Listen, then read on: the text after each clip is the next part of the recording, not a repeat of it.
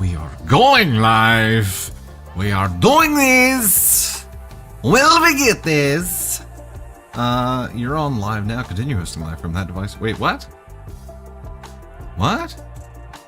Oh, yeah, apparently, Restream did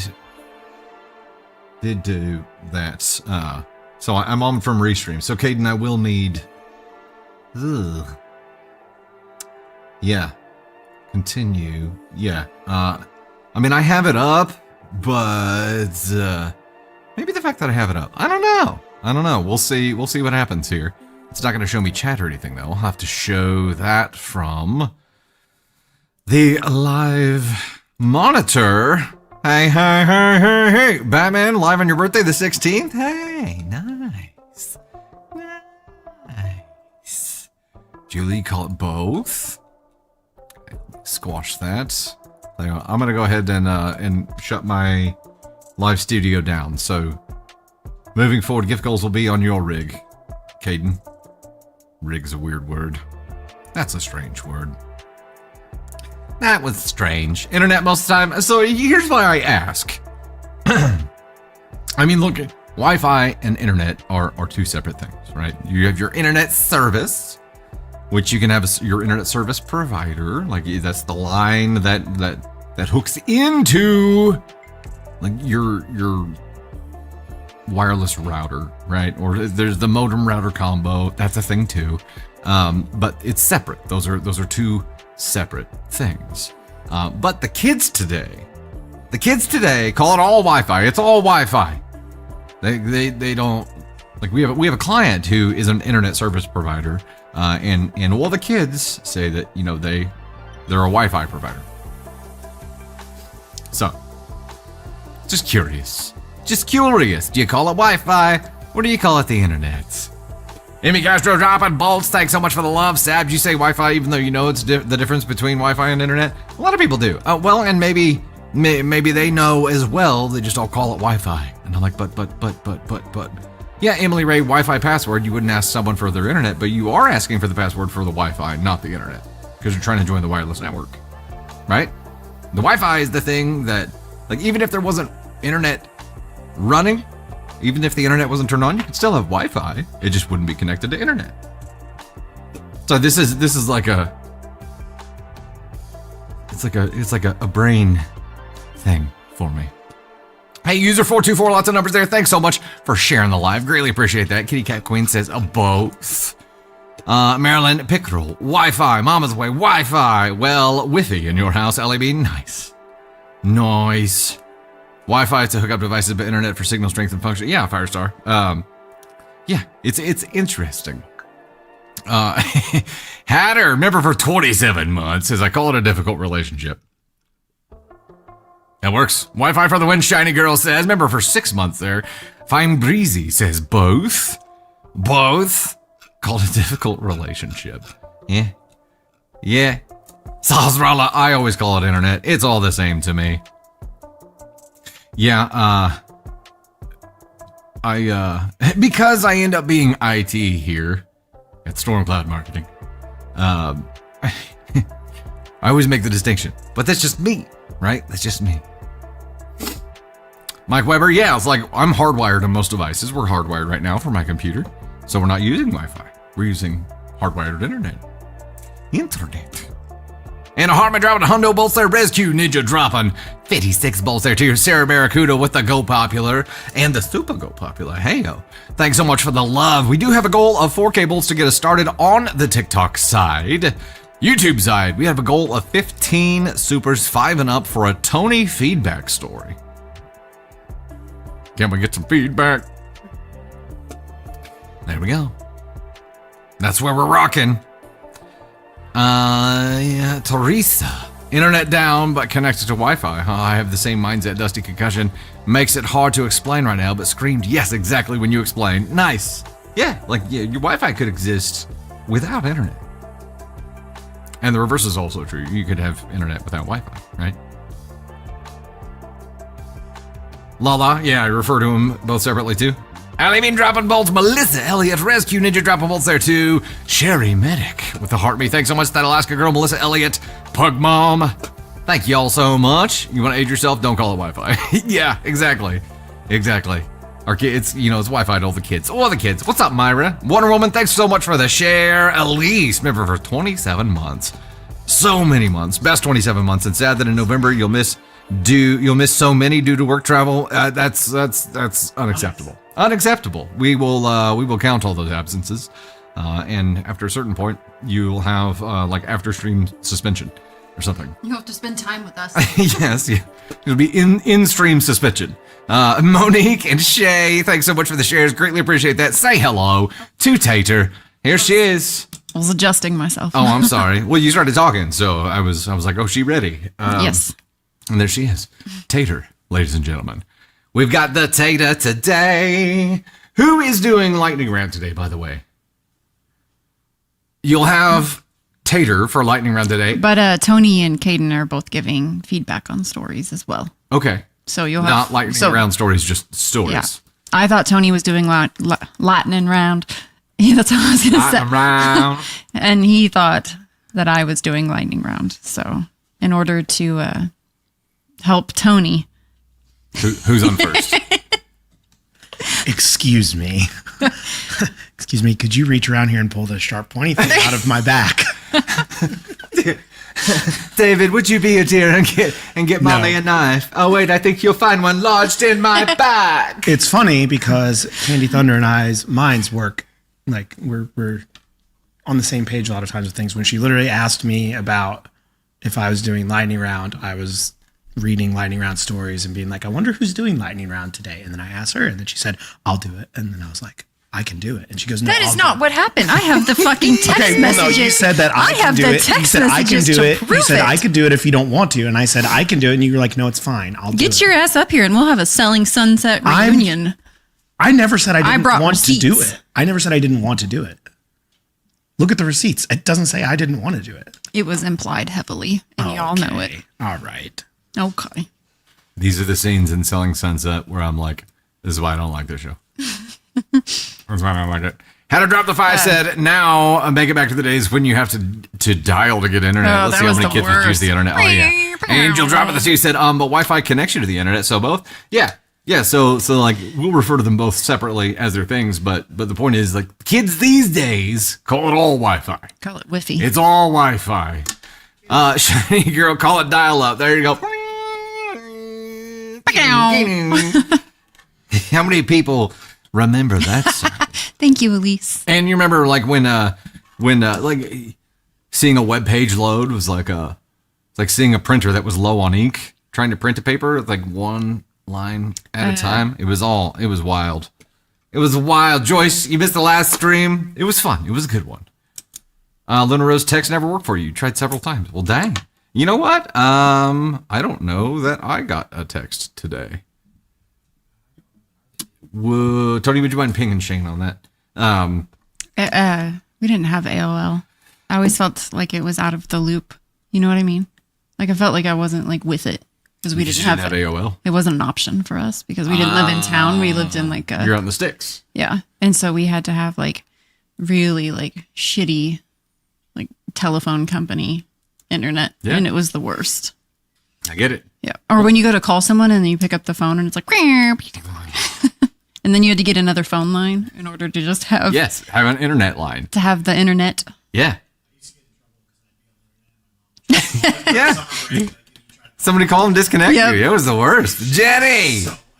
Dropping the two on the YouTube side. Heck yeah. Thanks so much. MSN Messenger.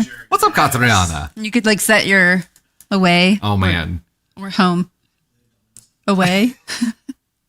What a wild time to be alive. AIM chat was the best.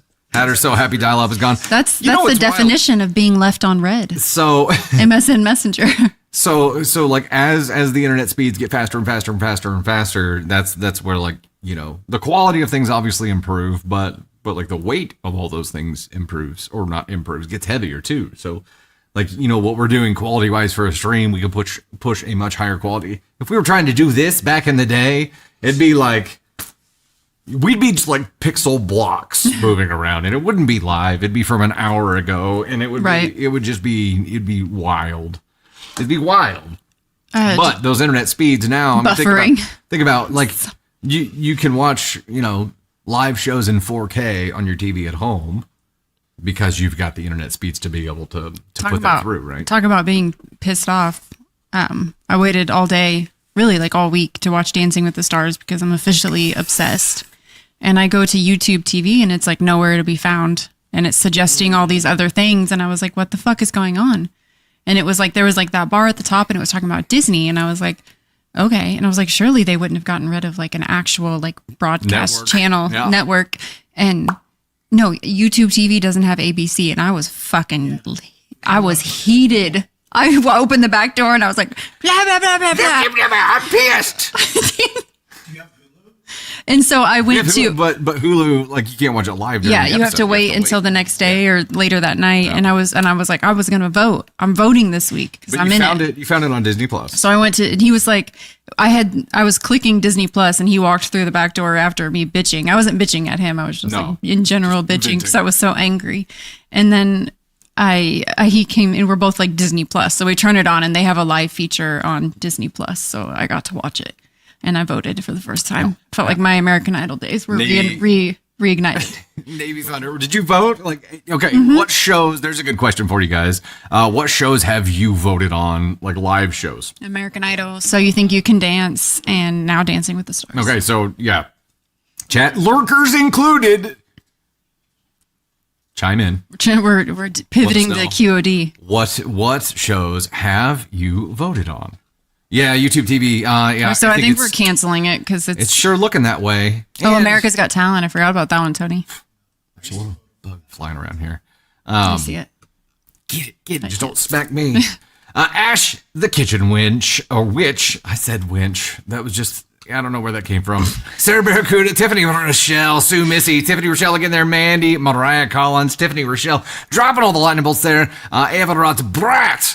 Dropping the shares there. Thanks so much for that. Myra Catalina, Ash, the kitchen witch, dropping 5 hundo bolts there. Joyce Catriana, thank you so much for the love. Appreciate it. Yeah, Elisa Super said that YouTube TV isn't to blame, though. It's Disney wanting more money and trying to get everyone to buy their standalone plans. And I totally get it, but we can't pay that much for YouTube TV if they're not going to discount it for not having. No, and it's great that, all the streaming platforms too. It's like you started the streaming platforms because you got to watch the shows without ads. And then you're paying, like the price you pay goes up, but now you have ads, but you can pay an even higher amount to get rid of the ads now. It's like, what is happening? It's like that episode of Black Mirror where she gets the brain thing and they keep upping the plan. She can only be alive if she stays within X radius, and then she starts reciting ads, and it's wild. It is wild. YouTube TV is giving a discount because of this. Oh, okay. We'll have to look at that. That was not mentioned on the little blurby. Have to look on that. The blurby, the voice. There you go. You may have to get. I forgot about the voice. Stupid YouTube due to Miss Rachel. Oh. Yeah. Oh. Yeah, it's been... That episode of Black Mirror was fucking crazy. Oh, $20 for 1 month isn't enough to make up for it. Yeah, I agree. Great. How to drop in a channel. That reminds me, Dusty, is it okay to email you later in the week to get pointers on how to stream on TikTok? Doing it for the first time today, and then you're nervous? Fuck yeah. That's awesome, Hatter. That is awesome. That is absolutely awesome. Yes. $20. Please do. Mercy dropped the 5. I have no live TV. Wanted Dallas Stars games and Chiefs, but I need like 5 streaming platforms to watch all the games. Yeah. It's a pain in the ass. It really is a pain in the ass. Mama Buffy dropping 175 bolts over there. That Alaska girl dropping 587. What's up, Gwen? Thanks for jumping in here. Telly, thanks for the share. You ready to rock? Yeah. All right, ladies and gentlemen, let's go ahead and get our show started here. Coming up, we have stories about third wheels, disliking presents, charging rent for extended stays, walking out on dates, engagements with the wrong rings. That sounds uncomfortable. And the lightning round, spicy stories, cake stories with Caden feedback, and feedback from Tony Spark. Would you look at that? We got the whole team involved here today. The first goal on this TikTok side is 4K not pumpkins, lightning bolts for a spicy story. On the YouTube side, we have a super goal of 15 5 and up supers to start for a story with Tony feedback. Share goal this week is 15 hundo shares. Reminder today, keep chat positive and respectful. Everybody, of course, is allowed to have their own opinion. We want you to share that opinion in a very DFHB way. That means decent effing human being, if this is your first time here. No religion, no politics. We're not getting any of that stuff. This is a safe space from all the bullshit outside of this streams. All the real world bullshit that's going on out there doesn't matter while we're in here, okay? This is a safe space. This is an escape from it all. Please don't introduce that into this space or you'll get muted and eventually booted. And that goes for spoiling stories too. Do not spoil stories that we're reading, please. Again, protecting the integrity and the happiness of this space for everybody. Let's just keep it that way, all right? And with that, get out your gosh. Heckin'. What? Brooms. Hey, oh, nice. I'm not running TikTok Live Studio, by the way, Tater. It started streaming through Restream. So I have to give some thanks because we hit the first goal already on the TikTok side. You all crazy people. AK Mary in the number 1 spot at 1.7K. In the number 2 spot, Ash Kaiba at 500. Sarah Barracuda in the number 3 spot at 445. Then we got ResQ Ninja, Pug Mom, Mama Buffy, I Am Mindy Luhu, Elise Kutch, Anna Hotman, Melcy Jane, Sherry Medic, Amy Castro, Joycey Brown, Tiffany Rochelle MC, Pat Panda, Mariah Collins, Quad's main page, Violet Green, Cindy Lou, Real Broad, Zuba, Zoe C, Paula Schultz, TJ, we'll go with TJ, and Aunt Sue. Thank you all so much for the love there. You have unlocked a spicy reward story. So the question is, Tony Spark, am I starting with a spicy reward story? All right, I can do that. We're going to go ahead and start with the spicy reward story. You missed your ice cream, Jenny? I don't know. I don't know why it's doing this. I really don't. I don't know. It all of a sudden one day, YouTube woke up and it was like, you know what? I'm not going to show your pretty display names anymore. Yeah, we'll get into our settings and check it out. Yep, new goal will be set up here shortly. Caden Thunder, you mind updating that? All right. The next one is going to unlock TikTok side lightning round stories. It'll be updated here momentarily. Lightning as you yawn. To start us off, we got one of these. It's spicy time. Muy caliente. If you go to like a Thai restaurant, what like curry spice level do you order? That's a question. While we're diving into this, just a quick question. It's always spicy number 2 for me. No, I'm not talking. I'm talking about what I order, not the result. It's spicy number 2. I've tried going further than that, but it's just too much. All right, this story comes from AITA Relationships and goes like this. Am I the astronaut for telling on the guy I was dating to his wife and blowing up a perfect family? What you looking for there? Oh, your phone? You're just randomly grabbing. Would you mind starting a poll for us? Am I the astronaut for telling on the guy I was dating to his wife and blowing up a perfect family? I'm operating on the assumption that OP did not know the guy she was dating was married at the time, and I'm going in TA. If she knew he was married, like early on in dating this guy, that presents a little bit of a different situation, but I'm hoping that's not the case. Firestar member for 21 months, your birthday is tomorrow? You can have a lick of cake since you couldn't last year, but in that year, you've been down smoke-free, or you've been smoke-free and down 160 pounds. Damn, congratulations. That is bonkers. Marissa Cloud, member for 13 months. Love you guys. Can't wait for the Thunder Quickies or whatever you're calling it. We called it the lightning round. Thunder Quickies, I tried. I liked it. Yeah. What people did not. Yeah, it wasn't the winner. Green Dragon pooped over to YT for the bigger screen. Ash, there you go. Pooped over. My brain doesn't see the word popped. It says this is pooped. Gracie, your birthday's also tomorrow? Heck yeah. Your son Ben's birthday is Friday. Hobbit Ashley? Heck yes. Okay, Rez got engaged in vacation and need to set a date. Heck yeah. Congratulations, everybody. Poll results. Awesome. Go for it, Tater Rooney. Okay. 91.7% NTA.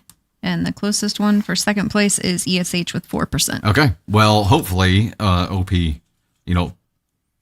didn't find out about him being married until later on, because otherwise we're all wrong. All right. Here we go. Oops, I got to get back to red light mode there. There There we go. Okay. Am I the astronaut for telling on the guy I was dating to his wife and blowing up a perfect family? I found myself single in my 30s after a 10-year engagement ended and had to re-enter the dating scene. Being a work from home social circle the size of a Cheerio, pick up groceries kind of girl, I inevitably had to resort to online dating apps. I matched with a guy, super cute, similar interests, seemed nice enough. We chatted for a bit. He didn't seem like a serial unaliver. So we went on a few dates. He had no social media presence at all. Veteran, Army Ranger, wore the hat/hoodie as proof. Liked dogs and hiking. We had great chemistry and conversation flowed effortlessly. So far, no red flags. I don't know. No social media presence is a little bit of a red flag to me. Maybe dating in your 30s isn't as bad as they say. Wrong. After a few weeks, we had only ever been to my house, never his. I wanted to see his house, meet his dogs, make sure he didn't have a bare mattress on the floor, etc. Eventually, I kind of put my foot down and said that next time we spent the night together, it would be at his house. He hesitated a bit and eventually said, well, those are all certainly words. What? The alarm bells be ringing and the red flags be flapping in the breeze at this point. Eventually, after gathering my girls together and going full investigator mode, I'm talking looking up property records, Google Maps Street View, and of course, a good old words are hard. And of course, a good old-fashioned Facebook stalk, like the whole thing. We found out that he's married with 6 kids. Oh my gosh. He may not have a social media presence, but his wife sure did. They were the real deal. Christmas pictures and matching PJs, mushy-gushy anniversary post about the life they had built together. To top it all off, her first husband had died in Afghanistan, and his job was, you guessed it, an Army Ranger. Oh, FTG. While it's possible they were both Rangers, I had introduced him to a friend who was also a veteran, and my friend said he didn't act like one and doubted that he had served. At this point, I was pissed. Not only had he lied to me, but he had lied to his wife, who seemed, all in all, like a good person who certainly didn't deserve this BS. Plus, don't even get me started on the whole stolen valor thing. I knew I had to tell her, since I'd want someone to tell me if I was in her shoes. I used my notes app on my phone to craft a message, edited it a million times, sent it to my girls for their edits, then let her rip. I provided screenshots of his Tinder profile as evidence. She was obviously heartbroken and doubtful at first, but I had the receipts. He never messaged me again, but based on his Tinder location, which he kept active, he left the state for a while. Her social media profiles have since been scrubbed of all evidence of his existence. On one hand, I feel guilty for blowing up their perfect family, but on the other, he did it to himself by acting like a douche. I don't think I am, but I'm searching for validation, so Reddit, AITA. And to anyone else navigating the dating scene in your 30s, Godspeed. Let's chat about this. Okay, so we were good. We were good. NTA. Yes. You NTA. did her a favor. What if this guy is scum? Like, this guy is like just a shit human being. He's a piece of poop. He's a that's for DFHB sure. reject, 100%. I'm trying to squash a couple programs in case they're interfering. Yeah. Yes, exactly. Rescue Ninja. He blew up his perfect family. Not OP did nothing wrong. She had no idea that he was married. And to pretend to have served in the military when you did not, like, that alone is disgusting. But then to top it all off with your wife and 6 kids and you lie about them, my God. It's like your resume just stinks of nastiness. Like that's basically what you are. You can't trust anything. Steaming pile of shit.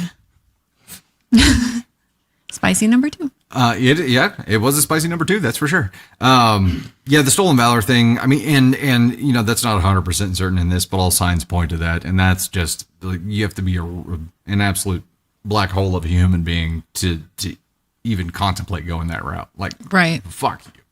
To the deepest of the trenches. Fuck you. The thing that bothers me the most about this, even more than the stolen valor, even more than him cheating on his wife, is like, no dad of 6 is going to have the time to have another life, which means he's failing at that. Yeah. There's no way he's being Not present. any kind of a worthwhile dad to his kids and having a separate life going on.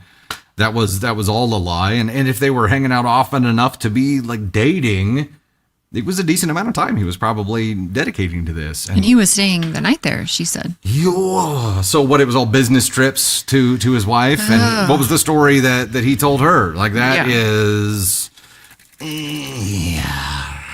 No, he's despicable. yeah. God's blessed one woman. It is a crime to imitate military personnel. You have military family, FTG. That's a huge FTG. The dad thing hits me even harder because I'm like, dude, like. It's the over the top. Like,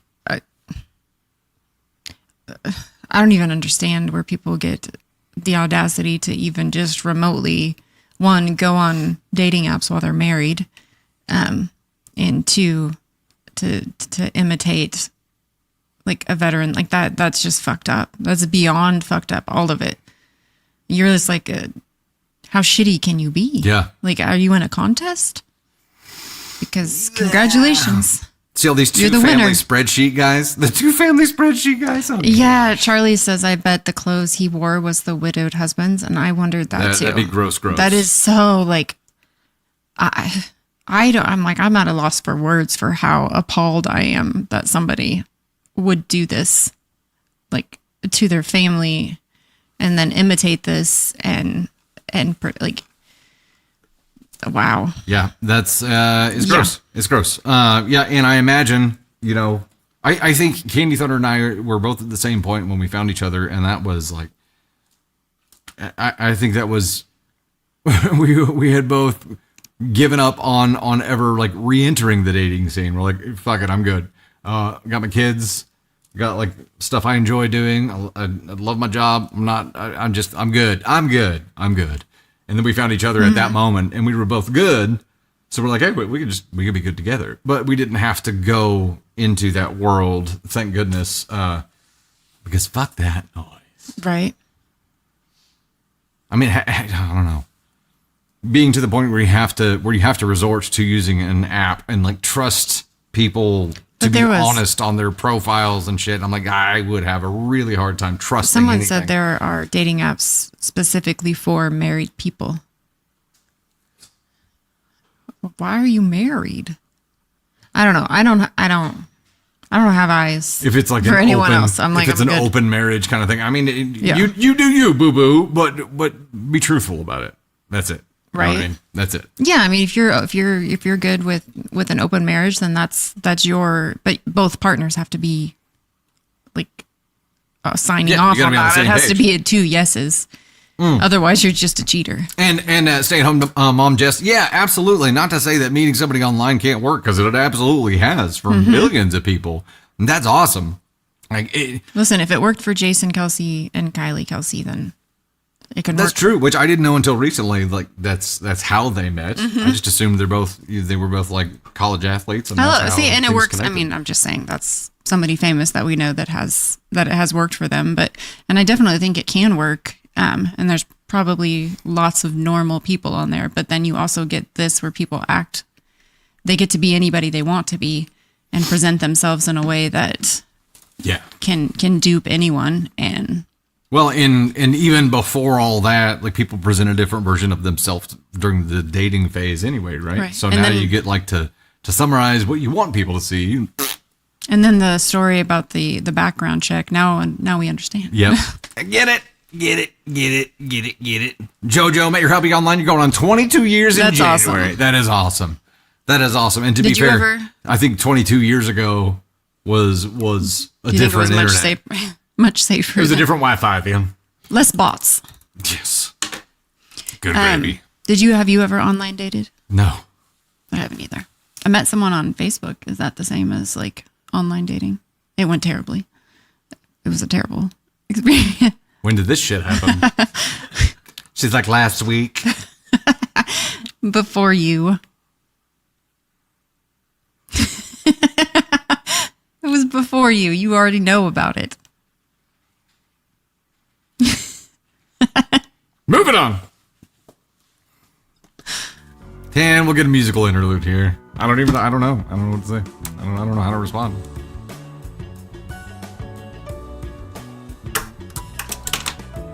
Look, partners having a past is like, that's a thing. Not a thing. That is something that we all have to accept about each other, right? Like life existed before we found each other. Yep. If it helps, he was a raging asshole. You talking about me? Or are you talking about? I'm talking about. I can't even remember his name. That's I can good. picture. I can kind of Good picture answer. his face, Good answer. Good but answer. I cannot even remember his No, name. not jealous. Not jealous. I don't believe in jealousy.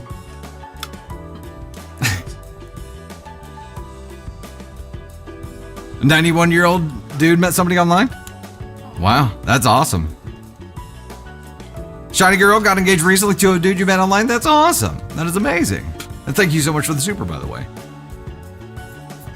Yeah, everybody has a past. I mean, and yeah, you've got to deal with part of mine. Blended family love, you know what I mean? All right, I am back into story 1. Is that correct? Tony Spock? Okay. All right, we started off with a spicy story. We're just on our second story now. We are right now at stealing Candy Thunder's phone. 916 to 25 hundo on the finger hearts, which again will unlock lightning round stories. And I actually have an intro built for it this time. It might crash the stream, but I have an intro built. It'll be the first time we're using it here. Nicole, you met your husband on Tinder 7 years ago. So many, like Sherry Medic 20 years ago online. So many great stories about it working out. And maybe that's just the world now. Maybe you're most likely to meet somebody online. Angel dropping the 2 F that. You should have known you were on the way and waited. What are we talking about? I'm lost. Ashley, do we both have good relationships with the other significant others? Yeah, everybody's civil, which is great. Everybody's civil. We have it. We're lucky. We have it much better than a lot of people do, for sure. Okay, we are diving into story number 1 here. This one is, am I the astronaut for not wanting my boyfriend's friend to hang out with us? Tony Spark, would you like to start a poll for us, sir? Sure. Am I the astronaut for not wanting my boyfriend's friend to hang out with us? See, that feels like a feeling. Well, I'm sure it was expressed in some way here. Not wanting, sure. Like, you feel what you feel. But depending on how that was communicated, you definitely could be an asshole or maybe should have done something different. And I'm guessing it was the delivery of you expressing you're not wanting the friend to hang out with you guys that got it into a pickle. So I'm going to give it an ESH here. I'm going to give it an ESH.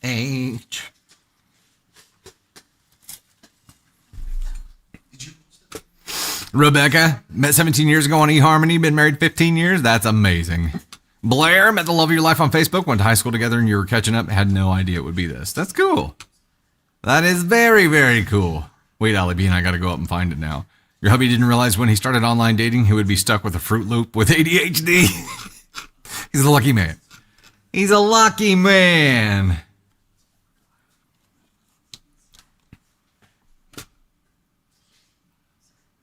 What did I miss?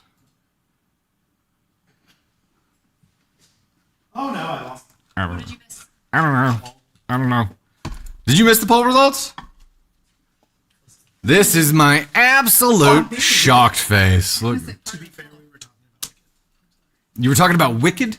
You fucking kids. You were the kids at the back of the class singing a random who have to song, get and then we were talking separated. about the Wicked thing that's happening tomorrow night, and then You guys have desks right next to each other too. This is just a recipe for disaster.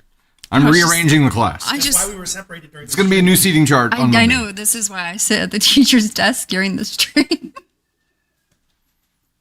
It's because you're the teacher's assistant. It's not. It's because, yeah, it was about Wicked and about Jonathan Bailey being voted sexiest man alive. That's what we were talking about. Yeah. There's something about a push pop, I think. I was nominated, but I turned it down. Something about a push pop? He was, I can't speak. I haven't seen it. Did he have the horn? 45% NTA, 33% ESH. Thank you so much, guys. Appreciate it. Appreciate you saving me. Okay, now we'll dive into the story. It was, am I the astronaut for not wanting my boyfriend's friend to hang out with us? I went ESH, and it was, again, NTA 46%, ESH 34%. I, 27 female, have been dating my boyfriend, 30 male, for 4 years. We have a very happy, healthy relationship, and I never have many complaints. I like the way that was worded. I never have many complaints. Heard that, girl. It's always great most of the time. My one complaint is his friend, who I like to say he has custody of because he constantly needs to accommodate him and consider his feelings and make time for him so he is not upset. For background, my boyfriend's friend is a 30-year-old guy that has never had a girlfriend, is pretty awkward, and doesn't do much of anything besides hang out with my boyfriend. They've been friends for their entire lives, and it is not the friendship that bothers me. What bothers me is that my boyfriend has to make so much time to spend with them. They may as well be dating. My boyfriend constantly says he feels bad for his friend, and that's why he accommodates him, but it's becoming increasingly worse. When we are not hanging out, my boyfriend is hanging out with him. I constantly have to hear how bad he feels for his friend, how his friend is lonely, and how his friend constantly complains about my boyfriend being in a relationship and spending less time with him. I have already been fed up with the situation, but a recent event sent me over the edge. My boyfriend and I planned to go on a date to get dinner and then to go to the movies. He mentioned these plans to his friend, to which his friend responded, "I'd go too." So in turn, my boyfriend asks me if it's cool if he tags along.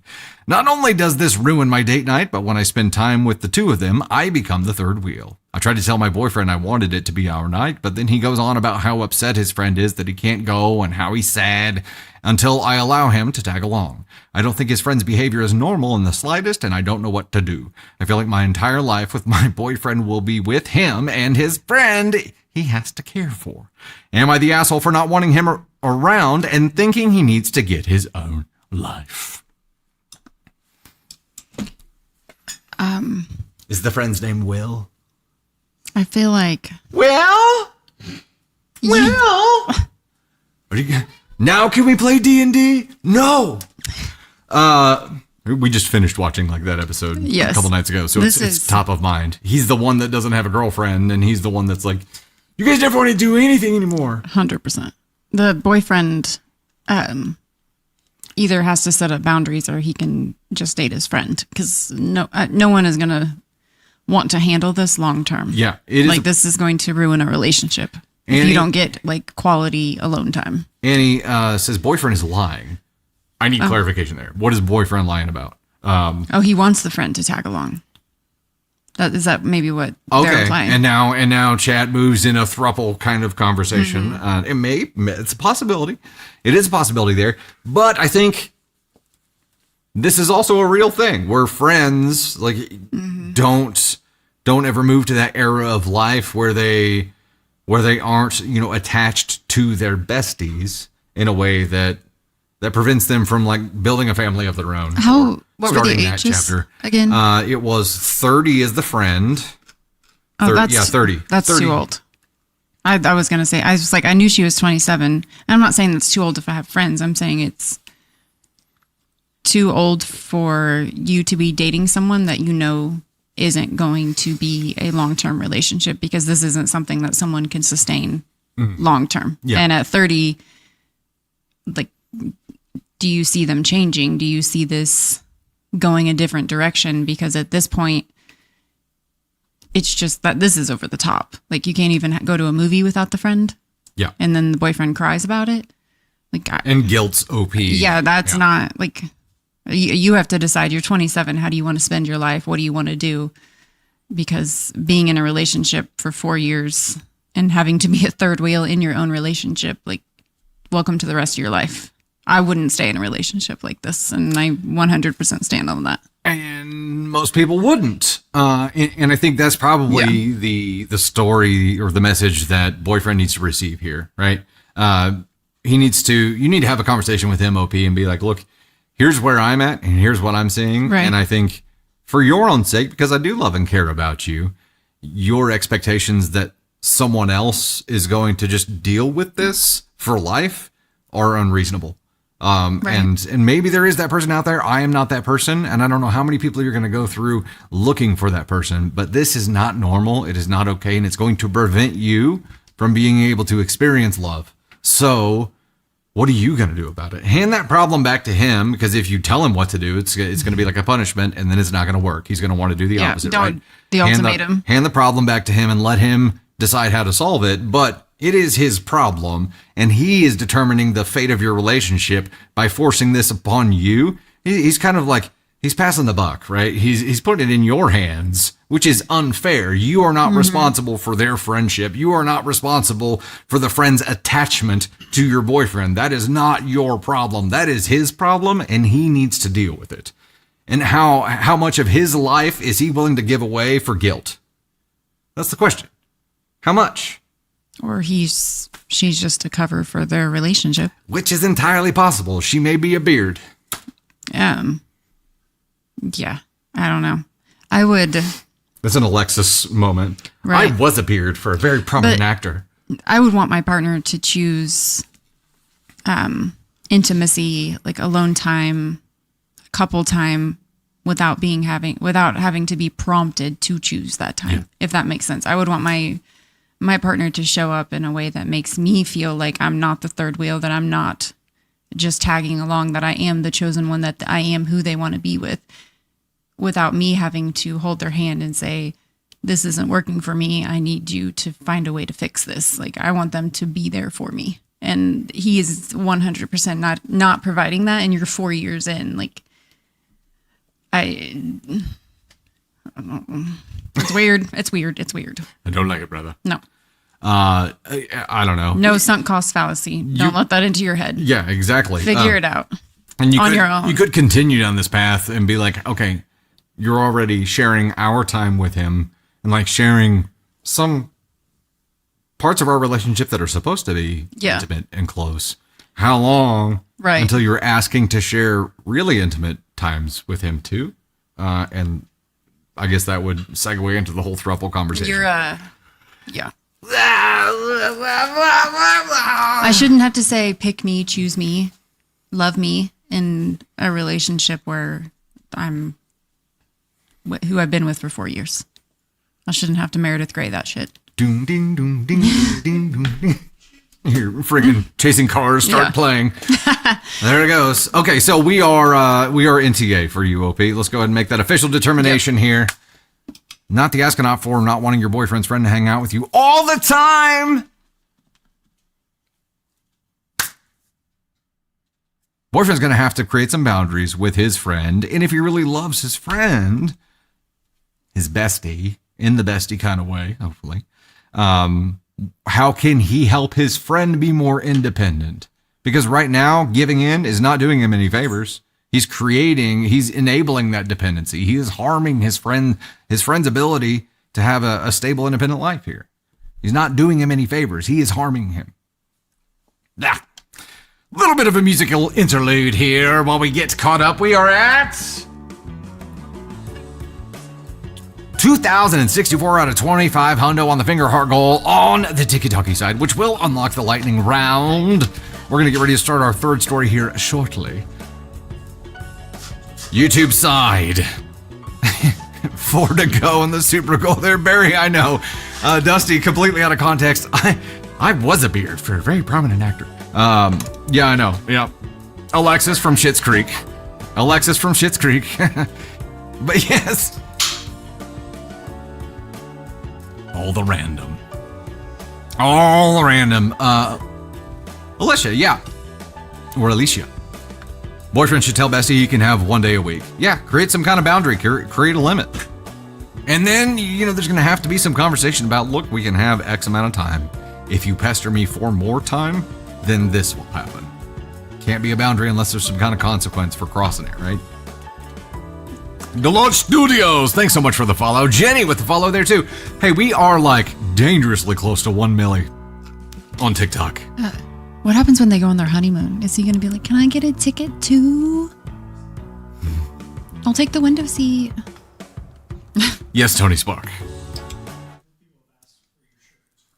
This is a Howler Brothers shirt, and it is it's little lightning bolts. Oh. It's covered in lightning bolts. Howler Brothers. Are you dancing? I've tried, yeah, dancing through the lightning strikes. I have tried to do a collab with Howler Brothers, and they're like, yeah. And I'm like, I still like your stuff. So, yeah, maybe once we get to a milli, which we are like less than 1.5K away from now. Last time I looked, it was like 998.6. So we are close. Close. Whoa. Animated Aries or Animates Dairies says, my dog just farted as I tried to enjoy this. Now gagging and running. Dog farts are the worst. Luna's dog farts are like audible, but even the SBDs, if we're sitting on the couch, it's like that invisible fog slowly raises and then it hits your face and you're like, bleh.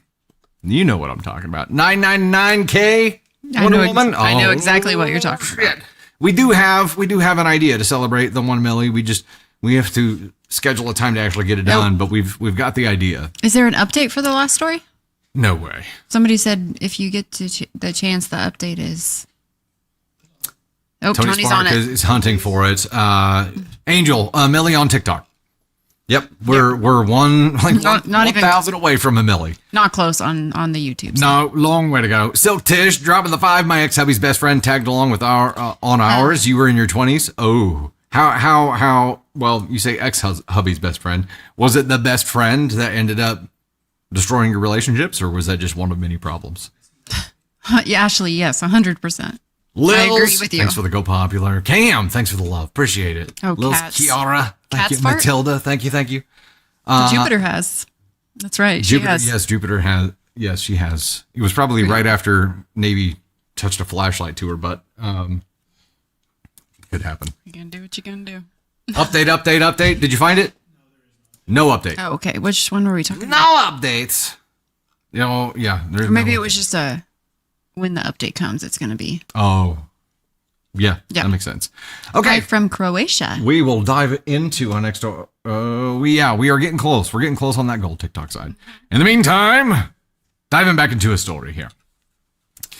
This is another one from AITA. The H is silent. Am I the astronaut? I hate the presents my husband buys for me. We don't really know. Gasp. We got a real Johnny Rose on our hands here. Sweetest little guy. Worst gift giver. Silk Tish, one of many problems, but Bestie was a big part that included drugs. Okay, damn. Angel, dropping a 10, actual text sent about dog farts. Husband, one of the children, has taken up biochemistry while I was sleeping and has weaponized it. I need you to send me a gas mask immediately. I love that's how you describe a dog fart to your husband. That's fantastic. Fantastic. I'm not doing, did you start a poll already? I don't think we need one for this. Am I the astronaut? I hate the presents my husband buys for me. We really don't know what you're asking here.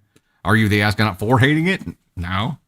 All right, let's go figure out what it is. I'm a 37 female and my husband is 37 male, and we've been together for almost 2 decades now and have 2 children. Every year, the bar is sunk lower and lower on what I expect of him. We haven't been on a proper date in years, and his idea of romance is just sex. This year, I've told him I want to fill my stocking for Christmas. Forget getting me any other gift, just fill my stocking. He probably took that the wrong way. Well, he left up his Chrome browser with a few of the things he's going to gift me, and I want to cry. They're things you would maybe give to your parent if you didn't like them very much. Socks that look like men's dress socks and a candle you can find in the cleaning aisle. It's like this every holiday. He didn't even do anything for my birthday until I got upset about it. It's not like I tell him not to get me a birthday present. I literally sat down and gave him ideas. When I received nothing on my birthday and he had no plans made either, and I was upset, he told me that because I never liked the things he gives me, that he froze. I didn't understand how you do absolutely nothing for your spouse's birthday. No presents, no cake, no plans. I told him that our kid sees how he treats their mother, and would he want them to be treated that way? That's the only way it clicked, and he ran out and picked out presents. But his gifts always leave me feeling like he doesn't know me at all. I give him ideas. He could just look at how I've decorated our house. I have a frickin' Pinterest account. There's so many ways he could try harder. I make every single holiday so special, and he just acts like it comes naturally to me instead of acknowledging all the work that goes into it. The issue is not money, it's thoughtlessness. And I feel like this Christmas might be the straw that breaks the camel's back. When he does buy gifts, they're terrible and make me feel even more alone. At least I can feel vindicated in my anger when he doesn't give me anything. Am I the astronaut? Joyce says, I've been her, and then I left. What is this a larger Is this symbolic of a larger problem? Or is it just somebody who's really shitty at gifts? That's the question, right? Like oblivious? Is that what you mean? Like he's just oblivious? Because I feel like in order to not, they've been together for a while, a long time. They have kids together. If you've made no like effort to understand and get to know your partner and know what they like, what makes them happy, like to me, that's just low effort given into your relationship. That's just obliviousness, like weaponized incompetence. Which is just taking your partner for granted completely as a human being, which sucks. And I think, maybe it's because you can go into a relationship being terrible at gift giving, but it's on you to understand your partner and get to that level where what you give to them, even if it's just a date night or even if it's just a night in with their favorite snacks, like it doesn't have to cost a lot of money. It doesn't have to be expensive. You just need to make your partner feel seen, feel heard, feel understood, and show up for them in a way that means something to them. And like she said, I'm just asking you to fill my stocking, and you're going into the cleaning aisle and buying a candle. That's not the same. That's not like you got to figure it out. Will you ask me that this year? Okay. I mean, he's stop looking at me. Look away. Don't look at me, or look directly at me. It's complete thoughtlessness, which means it's got to be indicative of a larger issue in the relationship, right? There's no way it's just isolated. And she said birthday, right? So it's not just gifts in general. It's not doing anything, which is completely taking somebody for granted. And if you're in the position where you're the recipient of that right, nothingness, then you can't help but feel alone.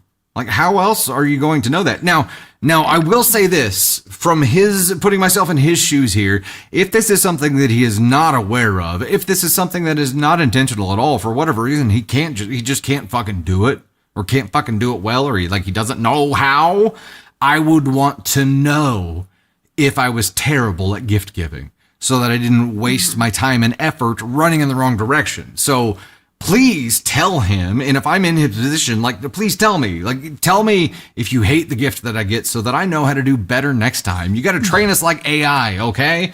It's got to be like, yes, good on this one, bad on that one. Right. That's how we learn. But it seems like you've given him enough feedback here to already fucking know that. You made him feel bad about it. You even pointed out how you guys are teaching the kids what love looks like, which should have been the last thing you ever had to fucking say. I feel like if you're this shitty at gift giving after this many years of marriage, you're not trying. And I saw it, the comment has they're rolling in, so I didn't see the name who said it, but somebody said it's the thought that counts, and he put no thought in. Yep. And I think that's literally the only line that needs to be said. Scored a 0. Yeah. If you're not thinking about the gift and how it impacts the person that you're giving it to, then your gift isn't thoughtful. You're just filling a stocking. You're not making it for the person. You're just putting shit in a big sock. You're shit in a sock. In the words of Bingo Healer, you get 0. That's it. And I don't think OP Bingo Healer. Oh, okay. She was the one holding the stopwatch when they were doing that. Yeah. 0. Yeah. I there's no excuse for it at this point. You've already pointed it out. And there needs to be that real conversation that puts the scope not just on gifting for you, and to be like, hey, this is what's going to happen if we continue down this path. Yeah. This isn't about a monetized item. This isn't about it's just about the effort that goes into making a person feel loved in a relationship. And I don't even think she expects it to be something over the top, expensive. It's just fucking show up for me. Just got to be thoughtful. Yeah. Make me feel like you know me. Now, I will say, so some ways, ladies, or anybody, that you can help your partner in training them up if you need to train them up in that experience. Some of the things that I do and have done is you have to obviously pay fucking attention. But if Candy Thunder is looking at something and she's like, ooh, I really like that, I'll be like, hey, can you send me that link? That one sentence is enough to start collecting intel, right? And put it on a note somewhere. Just start saving those links, because then you have a short list that you can work with later on. They're telling you what they want. They're telling you what they like. Even if you have no intention of buying it right then, save it as a reference for later on, right? Save it as a reference. But it's not hard to start paying attention. It's not hard to start caring.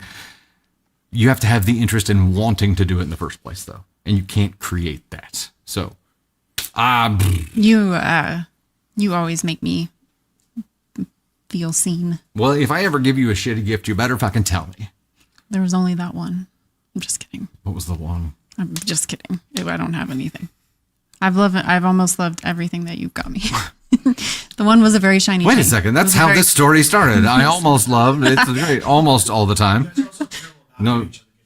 We are the worst about giving each other gifts because we don't wait. I'm just kidding. We don't wait. I ordered something for Candy Thunder like yesterday, and in my head, I was like, what are the chances that I'm going to keep that until Christmas? There were 2 things that I've ordered in the past week, and I'm like, yep, giving that to her as soon as it gets here. You don't know what it is yet. Oh, I have no idea. Yeah. I've also learned to be excited about surprises, instead of dreading them. But anyways, I do. I think He is so bad at keeping secrets. I'm terrible. He's like trying to tell stuff on the stream, and I'm like, stop. That's for the next one. And he's like, I'm learning to love My brain surprises. is an open book. What was it? Okay, so Unless it's information I want to know. quick question in here, real quick. Quick question, because I'm curious about why you ever dreaded surprises in the first place. And is anyone else like that? Does anyone else dread surprises? And No. and do you know why? I think just because I like to know things ahead of time. It's probably like a control thing. What bad surprise hurt you? None. I think it's more like a control thing. Like I need to be aware of what's going to happen so that I can like have all my ducks in a row. I understand that. That's why I don't like roller coasters. Yeah. I can't control it. You don't want to know. You don't want to be disappointed. I'm nosy. Yeah, maybe that's it. Maybe I'm just nosy. I am nosy. Good surprises. I set up his medical account where he gets all his stuff, and I'm like, it goes to my email, and I'm like, your test results are in. I'll read them to you. That's I'll also make you because she appointment. knows that I won't. Because He won't look at them. If I don't go look at them, he won't look at them, and I'm like, you're dying, and he's like, I don't it's care. okay. I don't care. I don't have time for that. I don't have time to deal with that right now. Like, This is important. You need It's to a do Leo this so that thing. you can stay Yeah. alive. And I'm like, I'll get to it when I get to it. it's a Leo Silk thing. Tish dropped the 10, said my husband didn't trust himself because his ex-wife always acted like it was never enough, but he's learning. He follows me around the store and takes pictures of the things I express interest in. There you go. Aw. It's smart. It is smart. So You do that too. And there is a lot of For all 4 of you girls. you do carry a lot from a previous relationship. Early in your new relationship, you carry, what you had been trained for. You carry it into that. So there's a relearning process. There definitely is. Okay, so Jewelry is never wrong. 30-second story, and then we'll dive into our next story here, which we hit our goal there too, and Yep. then we'll give thanks for that, and we'll move on. What were you saying? Both goals, both sides. Look at y'all go. Okay, great. Exactly Exactly, Wonder Woman. No, 2 days ago. It was 2 days ago. I got home and I wasn't feeling great. I think I actually laid down in the office on the office couch, the Imperfect Storms podcast couch. I was bathing Navy. Yeah. So I laid down in there for like an hour, and I got up and I was just chilled to the bone. Like I was just cold. No matter what I did, I was freaking cold. And that had me thinking like, I'm getting sick. Like, I'm getting sick. So Candy Thunder offers her bougie blanket robe to me. I look like the bougiest Jedi on the planet. And I'm wearing this thing, walking around, and I'm like, babe, I think I might be getting sick. And she goes, you're fine. That's it. You're fine. And I was like, I'm going to put that on my headstone. Wife, you're fine. There's the proof. That's not accurate. And what happened? What happened to me after I said you're fine? Yeah, you started getting sick right after Fucking that. sore throat. and had like congestion, and I was like, oh, it's fucking karma. I did not keep my side of the street clean. I took care of you though. I made you food and I got you a blanket robe. And I put it on you, like I held it for you to slip your arms into. The number of times that night that she said, I'm taking care of you. She said that a lot. I did. I made your favorite food. You did. I didn't. It wasn't my greatest attempt. It was fantastic. You did take care of me. I was being intentionally dramatic because it was really funny how the family was reacting to it. All the kids were like, I was like, your dad's sick again, and they were all like, and I was like, I know. They're like, I said he's dramatic, and they're like, and I was like, I know. We were all joking. After all I've done for them. Yeah. But did you die? So man flu, apparently. Okay, on Monday during the day, it had gotten like so hot in the house, and it just like felt really stuffy. And so I just took the air conditioner and I went and cranked it down, and I forgot about it. So when the sun went down, at 4 p.m., it got so cold in our house, and everyone was like, and so he came out shivering, and I was like, yeah, I forgot to turn the air back up, and I'm sure it closed off in that office. It got very cold, and then I was like, I'll turn it back up, but here's, use this robe, and he's like, I think I'm getting sick. I think I got the black lung, and I was like, you're fine. It's just the air conditioner, I promise. And then later that night, I was like, yeah, what's that? What's that? Fuck. Still have a sore throat, and now my lymph nodes are swollen. She's going to be speaking at my fucking funeral and be like, he's fine. Good gravy. You got to take the good with the bad. Let me do some ketchup here. God's blessed Wonder Woman. I'm a startled squirrel. Don't surprise me, LOL. Thank you so much for this super green dragon. Surprises with my ex-husband were usually problems I had to fix. Once or twice is one thing. Damn near every day is exhausting. That's understandable. Because then it's like a what fucking now, right? Like what now? What now? Here's a good surprise. We hit the goal on both sides. Here's some love for you TikTok side. Sam Goofballs claiming that number one spot once again at 6.8K. Sarah Barracuda in the number two spot right up there as usual, 2.6K. In the number three spot, Overkill Mill at 565. Then we got Caitlin Pelletier Art, AK Mary Candy Thunder, Mama Buffy, Shiny Girl, Pug Mom, Jero Mama, Lil's Music, Sherry Medic, Elise Kutch, Mimi Seven Rocks, Emmy Castro, Melcy Jane, Annie Butcher, Mariah Collins, Witchy Desire, Queen Unicorn, Joycey Brown, Maxine Beans, Carrie Mulholland, Rayanne Wilson, Tammy Hazel, Rock Wolf, Panda, Patch Panda. There's two pandas right in a row there. Doxies and me, I am Chai, who is Deja, and Kiara Evans. Thank you all so much for the love. Greatly appreciate that. Mama Silver, member for 27 months, says don't forget to hit like, everybody. Thanks Thunder Crew for another great live. Thank you so much. Greatly appreciate the love. All right, we have unlocked a couple of things here. We have unlocked the lightning round stories. There's the chicken, Jean-Luc Lecoq, and a Tony feedback story. So Tony Spock, tell me what's happening here. What are we doing? So we're doing lightning round? All right, ladies and gentlemen, it's time for lightning round. Kira, trying to learn this whole TikTok fans thing. The super fan. So if you can either hit my profile picture top left or the heart next to it, and it will kind of give you a little bit of an explainer and tell you how you can jump in. We do have a TikTok super fan only live coming up. When is that going to be? This Thursday or next? We were having this conversation not too long ago. No, it's a TikTok one. What are you doing? Yeah, I think I had the plague for real.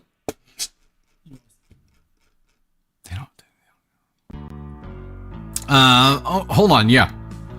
Silk Tish, there's no excuse when you're in a relationship long term. Yeah, agreed. Hatter dropping the 10. Mr. Hatter's terrible with gifts. However, if I send him something I want for my birthday or Christmas, he gets it for me. This shows me he just does not care.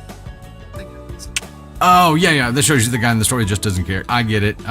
Book Nerd Goddess, member for 25 gosh-second months. Bids are a huge part of the relationship. Failing at them will build frustration and resentment. Gifts, I assume that's gifts. It's a small pebble in a mound of other pebbles. Agreed. And then the problems will build up like a mountain, right? Jean-Luc Picard.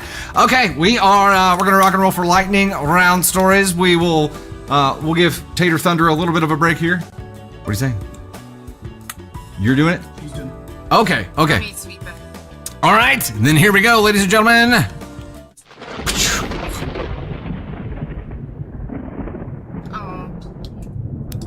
It is lightning round time. Hopefully that didn't break the stream. So here we go. We're going to leave Candy Thunder up for the duration of these stories. As a reminder, these are all short, quick stories. We are only going to have 45 seconds for feedback. Is that correct? 45 seconds? 30 seconds. 30 seconds is not much time at all. Okay. One sentence each.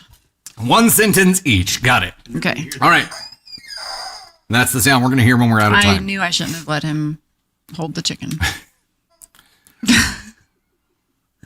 All right, here is lightning round story number 1.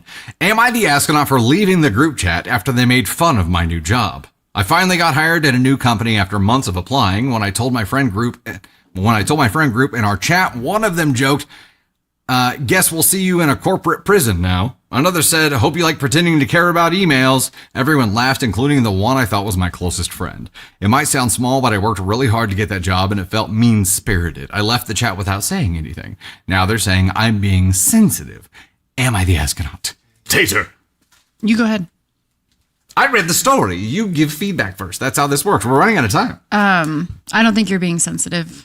I think they were trying to joke about it. Maybe they've already worked in that. I'm not sure. But I don't think that you're being too sensitive. You wanted applauded, not jokes. And I think maybe just saying that next time instead of just leaving the chat. Say what you need. It is giving sensitive. Or not, no.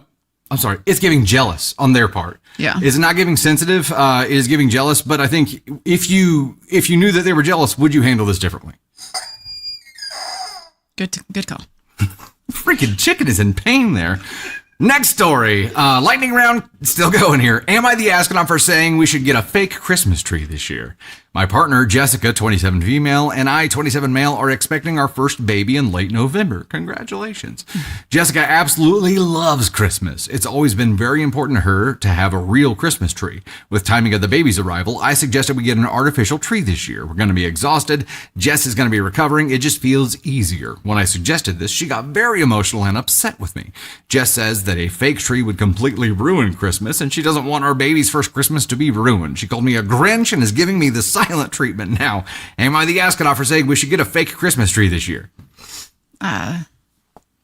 No, I mean, I do think it would be easier with the baby, but maybe open the discussion. And it feels like he just opened the discussion and she got upset. But I mean, she's pregnant, so That's the whole pregnant thing. And it's holidays. It's an emotional time. Indeed. It's emotional without pregnancy. I would be like, look, we're going to be fried. It's going to be a fire hazard if we don't keep it moist because them needles get dry. We've seen Christmas Vacation. It is, yeah. And then the cat's going to burn up and all the things, right? But also, I spent Christmas in the hospital when I was like 3 because we had a real tree. Turns out I was allergic to them, ended up getting pneumonia. So get the artificial tree. It's safer. Just don't get the one with the built-in lights. Get a real wreath. I don't think you're the astronaut for wanting that. I think there's going to have to be more communication here, and understand she's going to be more emotional than normal right now. Yep. All right, next story. Okay, fine. She's just pregnant. Just give her the damn tree. That's the other side of it. Yeah. That's Am I the astronaut for not wanting to babysit my nephew at my own birthday dinner? I turned 30 and invited family and friends to a nice restaurant. My sister brought her 3-year-old and immediately started treating the server like childcare and expected everyone, especially me, to keep him entertained. When I asked her to actually watch her kid, she got upset, said I was selfish, and don't get how hard motherhood is, and stormed out. My parents think I should have just let it go. Am I the astronaut? NTO, the fact that your parents think that you should have just let it go is maybe the reason why she pushes her kid on everyone. What's NTO? We don't have time to go back and say different things. So NTA, your parents should have been watching him or her They're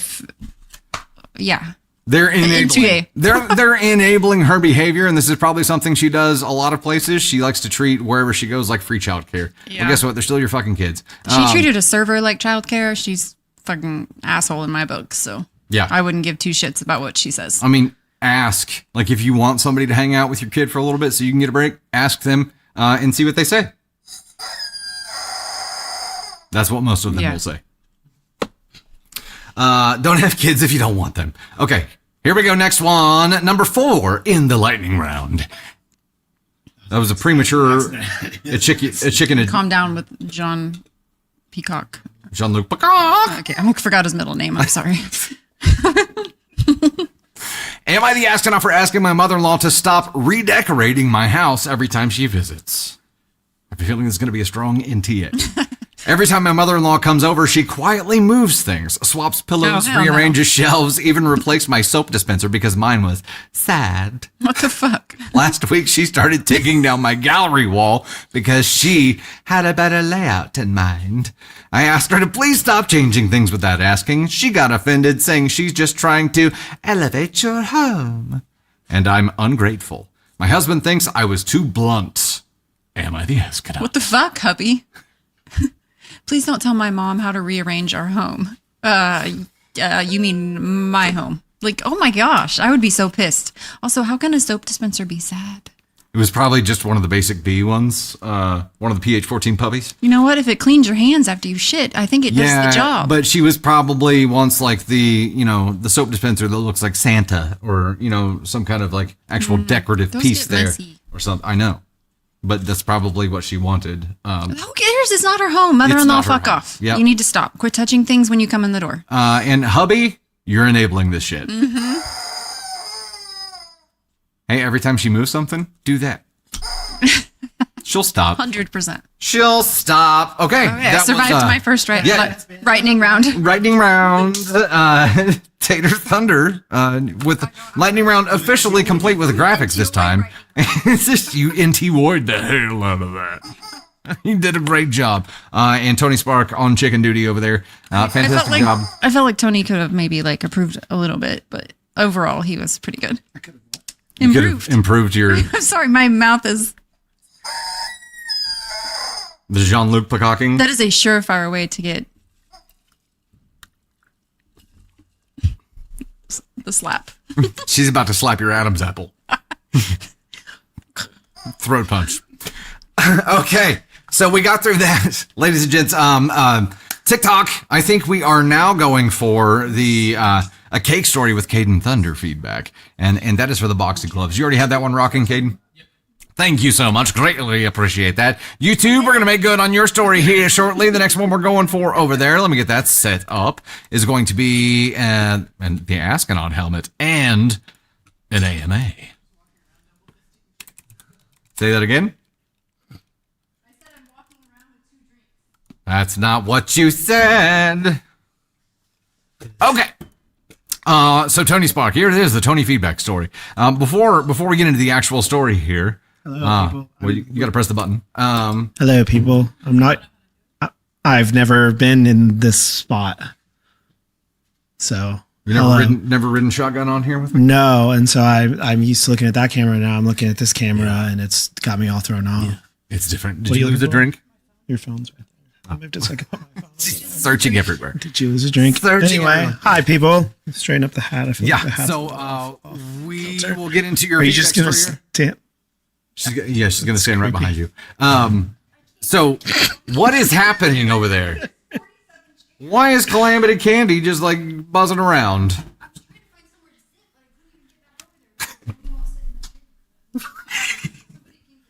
Well, I was gonna sit in the chair, but then someone revealed information about the chair that makes me not want to sit in it anymore. So.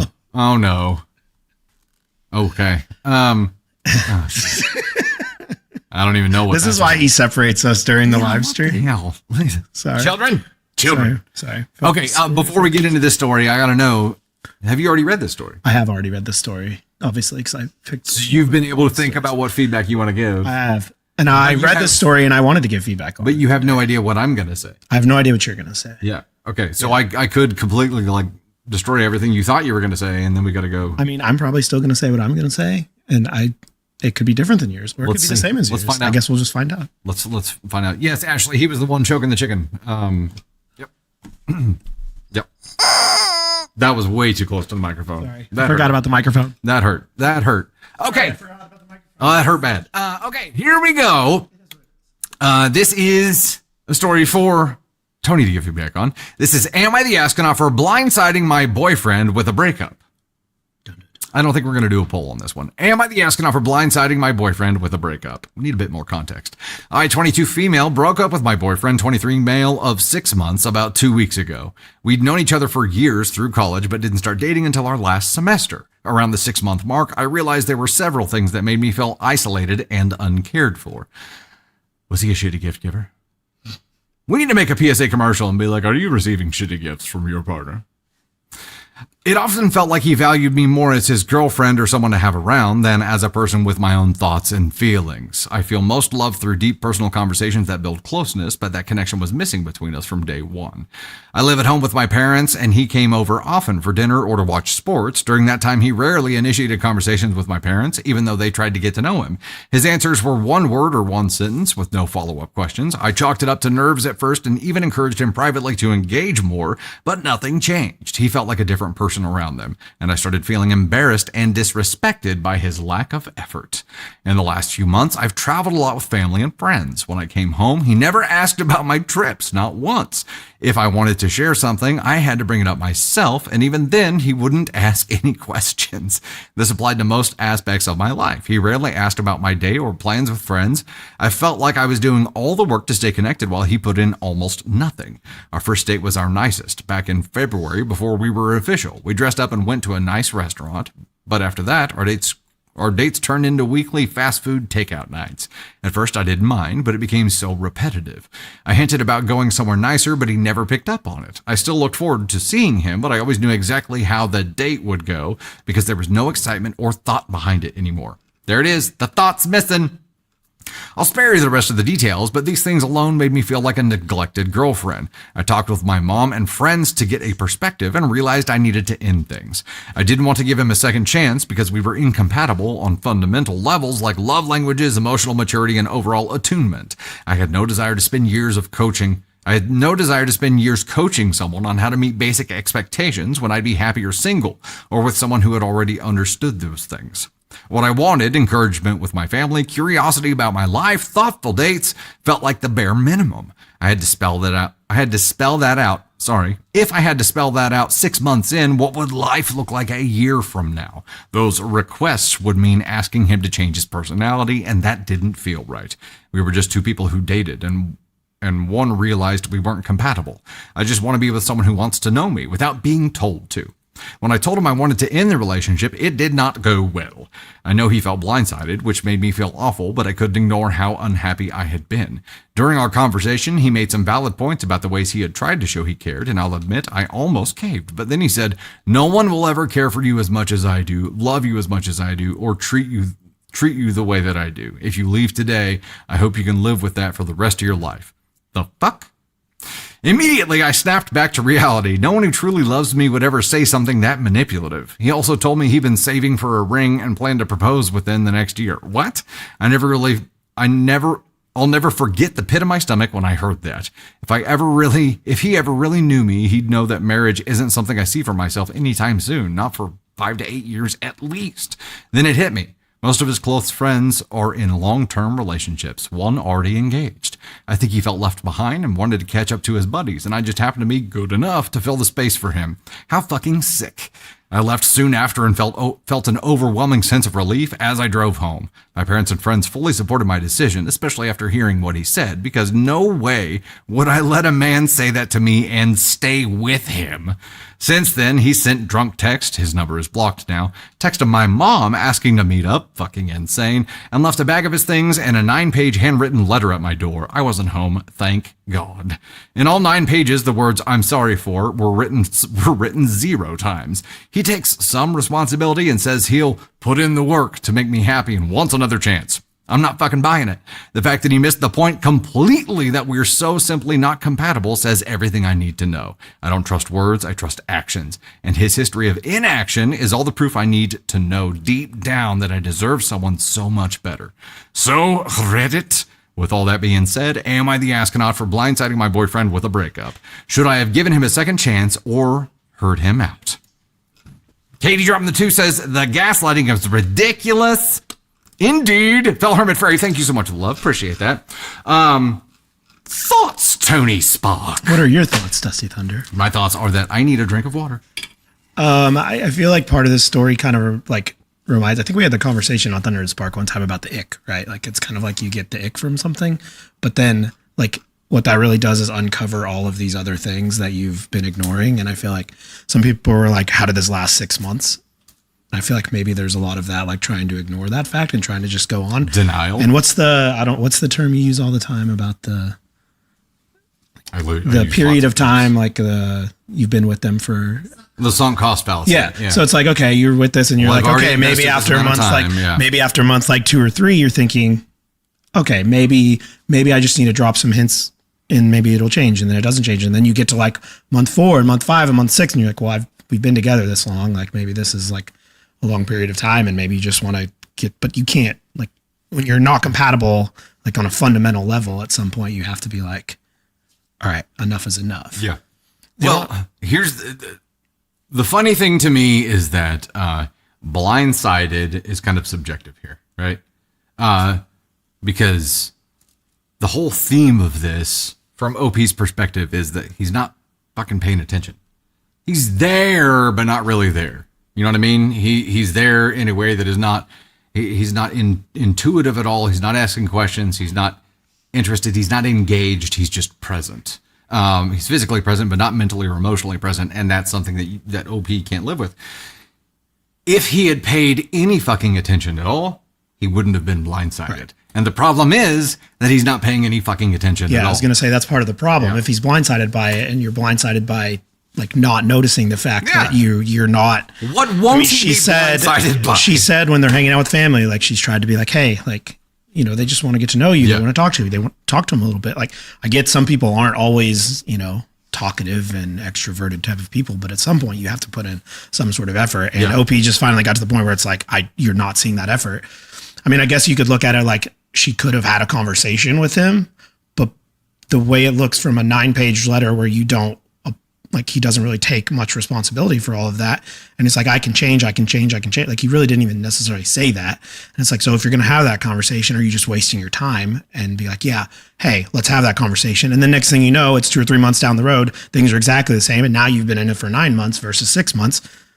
It's like, you're not doing yourself any favors at that point when you're both not compatible and you're just going on to be in a relationship at that point. What are you doing? Like, it's not fair to either one. So there are really 2 different ways to look at this. There's a way of looking at this where it's like, he's a piece of shit. He's fucking up by not paying attention. And I do believe that at some point he's going to have to start paying attention to have a successful relationship. That's a pretty common need for partners out there. You're going to have to start paying attention and engaging. And when they go on a fucking trip and come back, ask them how it went. Bare fucking minimum, right? Like you're going to have to start engaging at some point there. The other way of looking at this, and that's the way the OP looks at it as well, and you said it this way too, is that they're not compatible. Maybe there's somebody out there that works well with somebody who's not like super engaged and present, like OP's ex is. Maybe there is somebody who works well for that and just wants someone to just be there and not be up their ass asking questions and stuff. You know what I mean? There I'm sure is the polar opposite there too. So there's 2 different ways of looking at it. I think saying they're not compatible is a nice way of saying it. I think a person like this is going to have a really hard time finding someone to be compatible with. And they're going to be blindsided by everything as a byproduct of their not being really present. So I think that makes sense. And you're not doing yourself any favors at that point, either one of you, because it's not fair. Like, it's not fair to just be in a relationship to be in a relationship. And if he's only being in a relationship because his friends are in a relationship and he's feeling left out and wants to catch up to them, then it's kind of like, that's stupid. Like, that's not the point. And like, you can care for somebody and have feelings for them, but at the same time, like, it's just not going to work. So if it doesn't work, like, yeah. Keep going. Tater, are you on the TikTok side? Can you mob on that, please? Yeah, I was getting ready to. trucking for cash. If you're freezing up, it doesn't happen so much on the YouTube side, but if you are, then just pop out and pop back in. That typically works. But I mean, she said that she dropped him. I mean, I don't know. Maybe she's had a conversation with him. She never really said that they've had like a conversation about all of it, but she said like with the parents thing, with some of that stuff, like they've tried to engage him. Instead, she hasn't pointed out where like the problem. She's tried to fix it by making it easier for him. With the dates, like said that, maybe we should do something else, but he didn't do it. Or with the parents, like, hey, maybe you should try talking to them, and doesn't do it. So it's like, you can only do that so much. Like you can't just keep going on with somebody you're not compatible with, because at the end of the day, it's going to drag down everything, and it's not going to be worth it. Yeah. So yeah, incompatibility. Yes. But also he's going to have to address that shit eventually. They're just going to have to. Just gonna have to. Yeah. And maybe that's a byproduct of seeing how, maybe his dad was that way. And that's the model that he's got of what that relationship is supposed to look like, where it's just, it's present, but it's not super interested in learning more about the other person. That's entirely possible. Okay, so the question is, am I the astronaut for blindsiding my boyfriend at the breakup? Where would you put OP here, Tony Spock? NTA. NTA! Because I don't think that it's truly blindsiding. I mean, I guess in the boyfriend's eyes, it is blindsiding, and he doesn't, but you're not blindsiding him if he was paying it any attention at all, and invested in the relationship at all, and actually cared. Like, it wouldn't be blindsiding because he would have seen that there's problems, leading up to this. It didn't just come out of nowhere where it's like everything's perfect. It's not out of the obviously she's brought up and mentioned these things before. Like, and again, she probably would have mentioned if they've had a conversation before, but maybe they have had a conversation and she's tried to say, but the only thing she could have done differently would be have that conversation. But I don't think it would have done any good at that point. Like, you've gone 6 months. She'd have the conversation, and afterwards he'd be like, what were you talking to me? Yeah. And it'd be like, so you want to go get McDonald's, or what do you want to do? Like, babe, the DoorDash is almost here. Yeah. I think we're okay. And at the end of the day, sometimes you're just not compatible, and you have to go back to the shitty online dating apps, and maybe you end up with somebody with a secret family who has 6 kids. I don't know. At the end of the day, you gotta just, you just gotta get back out there in the trenches. And I mean, obviously this guy wasn't great, so maybe there's gotta be somebody else better out there. But yeah, man, if the dating role is taking you to the trenches, I think we got a bigger problem. I mean, that's what the online apps are. It's the trenches. I think before you go, you've got to tell your Uber story real quick. Oh, my Uber story? Yeah. Look, you're full screening it now. I've been in so many Ubers lately, it's hard to remember which story. Okay, so I got in an Uber the other day, and I was going to go to a local establishment to patronize a local business and support them, as one should, on a Friday evening. So I was being... He's out there supporting small businesses. I'm out there supporting small businesses on a Friday evening, and I get in the Uber, and I was being responsible in order to Uber as to not, occupy the roads, keep the traffic Supporting down. Support small businesses. So I get in there. Turns out I had this Uber driver a few weeks ago. I attended a wedding. Being responsible, I Ubered to a local establishment after the wedding. I'm in the Uber and driving along. This guy is, first off, the Uber, when I got in the first time a few weeks ago, was a very dirty Uber, both inside and outside. It had a smell.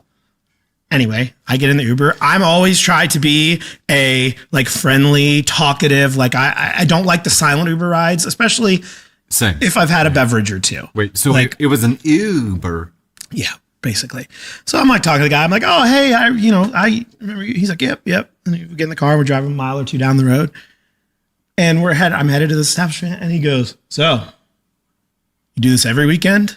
I was like, I kind of did one of those look around, and I'm the only one in the Uber.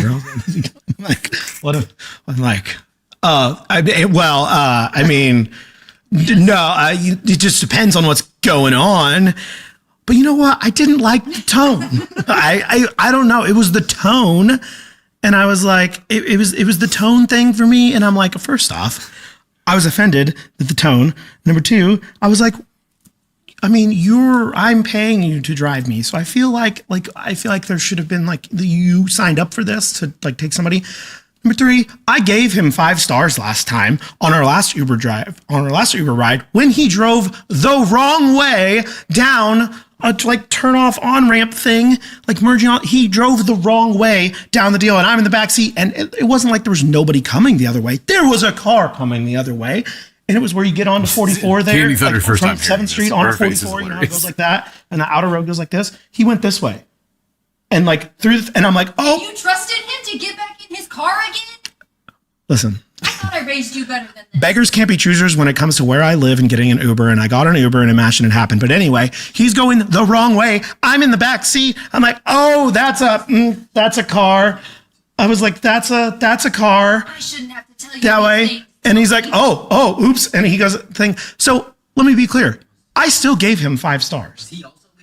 I don't know. I was in the back seat intoxicated, and I was like, maybe I should be the one driving this vehicle. So that being said, I gave him 5 stars for that deal, and then I get in your car the next time, willingly, apparently, that I probably shouldn't have, and then you come at me with the tone. I didn't like the tone.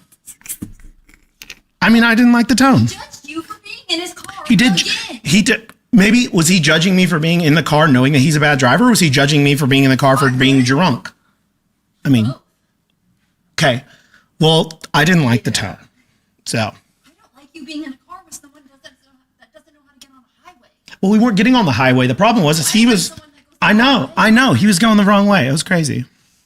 And you got back I know, but I know, Jewelry, but I gave 5 stars because, listen, I give 5 stars because I want them to give me 5 stars.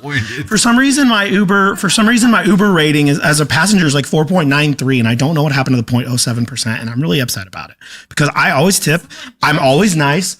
I'm always give 5 stars, except I didn't give 5 stars to this Uber that I was in a few weeks ago, but I think that was on me. I think it's because I did get pulled over in an Uber too. We'll save that story for another day, but that was also probably an Uber. If Candy Thunder would have seen this Uber, she probably would not have let me get in this Uber because I probably shouldn't have gotten in that Uber either, but it was a disgusting Uber. So anyway. So the tone's what did it, not the backward driving? Yeah, no, I was okay with that. It was fine. We all make mistakes. It was dark. You don't make mistakes if you're driving other people professionally. Look, he makes mistakes. It's fine. It's fine. It's not fine. If I get on Uber again, where I live is not in Joplin, so it's like a town outside of Joplin. It's kind of out in the middle. It's difficult to get Uber sometimes, both from Joplin to there and from that. So sometimes you just got to take what you can get. And the thing is there's a few drivers that are like in that area, and he's one of them. If I got on there again and he popped up, probably gonna get back in the car. Oh my gosh. Well, I did run. That's not to say I love a good Uber driver. I love Uber drivers. They're nice people. I always have great conversations with them. They just the tone offended you, and that's fine. That's the other thing. I switched back. I can't remember. He might have been Lyft Uber. He's got them both. Anyway. He's got them both. That's the thing. Anyway. Okay, so thank you for coming to my TED Talk. We are Tony Spark, ladies and gentlemen. Always a blast. Always a blast. Lightning round with Tater Thunder went fantastic. We had Tony Spark there for that side as well. We have now. We're working on the cake story with Caden feedback. Mamacita, can you let me know where we're at on the gift goal right now? Children, 1570 of 2K. I have to separate them again. Lift his scary mustache rides. Whoa, real broad. Whoa, real blonde. Real blonde. Oh boy. Oh boy. Okay, we're gonna dive into story number 3. I believe is where we're at now. Oh, sorry. Tater Thunder has returned to her seat. I was just giving him some feedback on his feedback. Just telling him. Well, it apparently went well because he was yelling a lot. I also have to teach him how to select people that drive him around, apparently. Thought I'd done a good job raising him, but apparently She's going to get on the app. I faltered. She's going to block that driver. Somewhere I faltered along the way because Tony thought it was okay to get back in the car with this person. We'll do what we do with our kids. We're going to trust you to make your own choices until we can't trust you to make your own choices, and then we're going to start making them for you. Melissa, thanks so much for the golden glove there. Allie Bean dropping them as well. Thank you so much. Greatly appreciate that. You should hire Ava. She'd be great. It is straight up just mayhem at this point. And she'd enjoy driving you around. Mm-hmm. She likes to drive. She's a good driver. Yep. I say that not even like as a mom. She is a good driver. She's a good driver. She does good. Hazy, Melissa, Brittany, thank you guys so much for the love. We're going to dive into story number 3 here. Let's rock. Let's roll. This one is, am I the astronaut for telling my dad I will start charging rent after his 2-week stay hit month 5? Oh, no. So would you like to start a poll for us? I'm NTA on this. Am I the astronaut for telling my dad I will start charging rent after his 2-week stay hit month 5? NTA. And I have a feeling this dad would probably do the same to you. Thoughts on title alone here, Tater? If someone said that they were going to stay at our house for 2 weeks and it turned into 5 months, that's something I would need to know ahead of time so that I could like mentally and emotionally prepare for my space being invaded for 5 months. I would be fucking freaking out. You'd be freaking out, but you'd be freaking out to me. To them, you'd be like, it's fine. Stay as long as you need. Because you're a people pleaser, so you'd only be freaking out behind the scenes. To them, like, you get out there and you fucking handle it, and you handle it now. To them, you'd it's be like, my dad. Like, so, what would you like for dinner tonight? Preparing, just planning. And then, yes, every night it would be like, I can't fucking take this anymore. I can't fucking do this anymore. He knows me so well. Start ordering the kind of fucking toilet paper they like and like accommodating to them. Truly.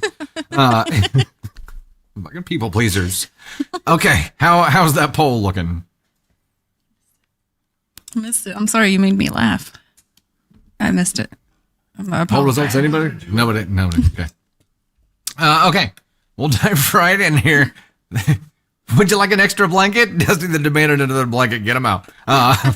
Good gravy. 91% NTA, 92% NTA. Okay, great. Thank you guys so much. Appreciate it.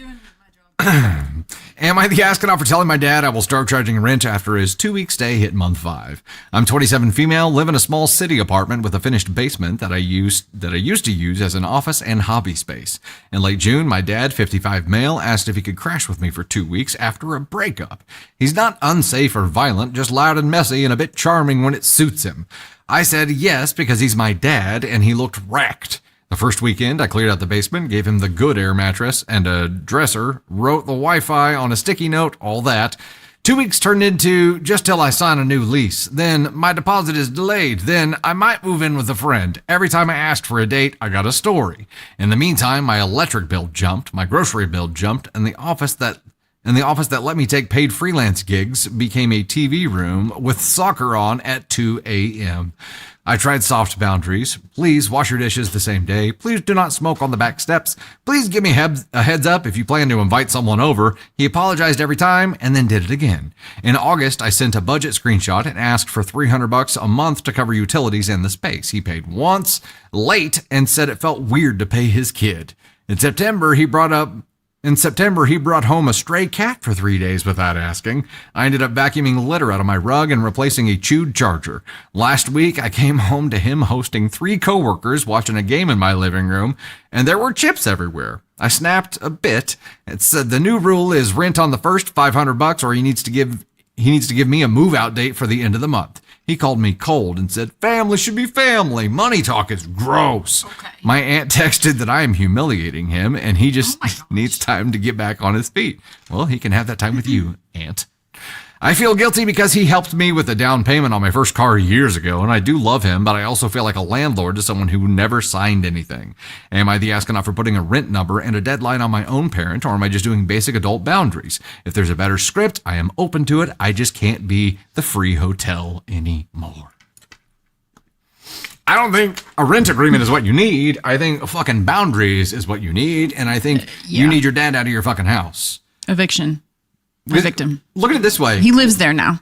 If your dad pays you $500 a month, but you still come home to surprises all the time and not the good surprises, this is when people learn to hate surprises. Like this. Because every day is a fucking surprise. You're like, oh, coworkers and chips. Like, oh, a cat and cat litter. Oh, I see you've brought your lady friend. Oh, okay. I would be doing the same thing that OP did. And snapping and setting the firm boundary and either pay the rent and clean up after yourself. It would involve more than just a number. It would be pay your rent, clean up after yourself.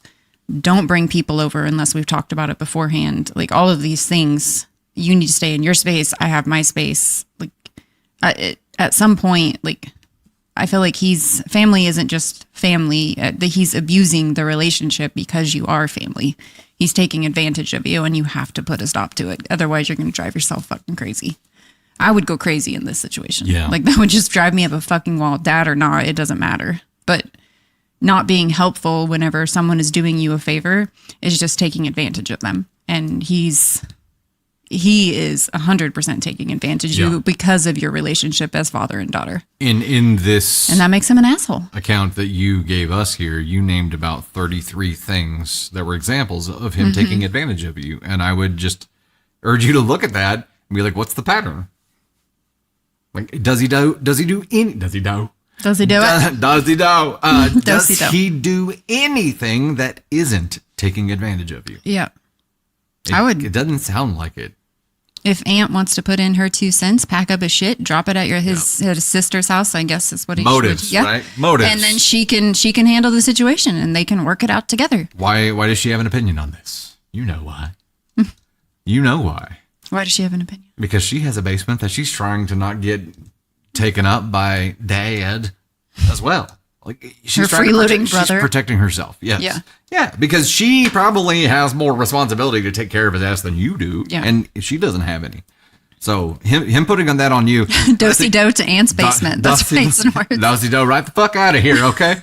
I don't know. I think the parent taking advantage of a child, one of their children like this, is one of the grossest things there is. Right. Just being able to having the capacity and being completely okay with screwing over your kid. And when your kid is saying this isn't working, Yeah. you're like, just calm down. We're family, so no. Let's not talk Money about. talks gross. Let's not talk about money. That's just your dad being an asshole. Yeah. That's just your dad being entitled because he is your father. And like you said, that's abusing the relationship. And he's going to put a permanent dent in your relationship as father and daughter if he doesn't start acting like an actual fucking adult, because at this point he's not. Yeah. And I mean, you have no obligation to take him in. So have him removed if you need to. Did he help you with a down payment on your car when you were a child? Like how That's what it long sounds ago like. was that? Because it sounds like a really long time ago, and you're 27. That's a fantastic point. So- you had to go way back there to find something that wasn't taking advantage of you. And it was when you were, it sounds like a child, maybe fresh out of high school, and he helped you with a down payment. Yeah. God for fucking bid. No. Come on now. No. Just be done. Yeah. Be done. And what did the aunt say? That he's trying to get back on his feet? You're humiliating him. He just needs time to get back on his feet. Something like that, yeah. He sounds like he's on his feet. He's having, parties with coworkers. He's inviting friends over. Yeah. He's on his feet, yeah. on his knees, on his elbows. He's on all the things he needs to be on. He's just taking advantage of his fucking kid. Yeah.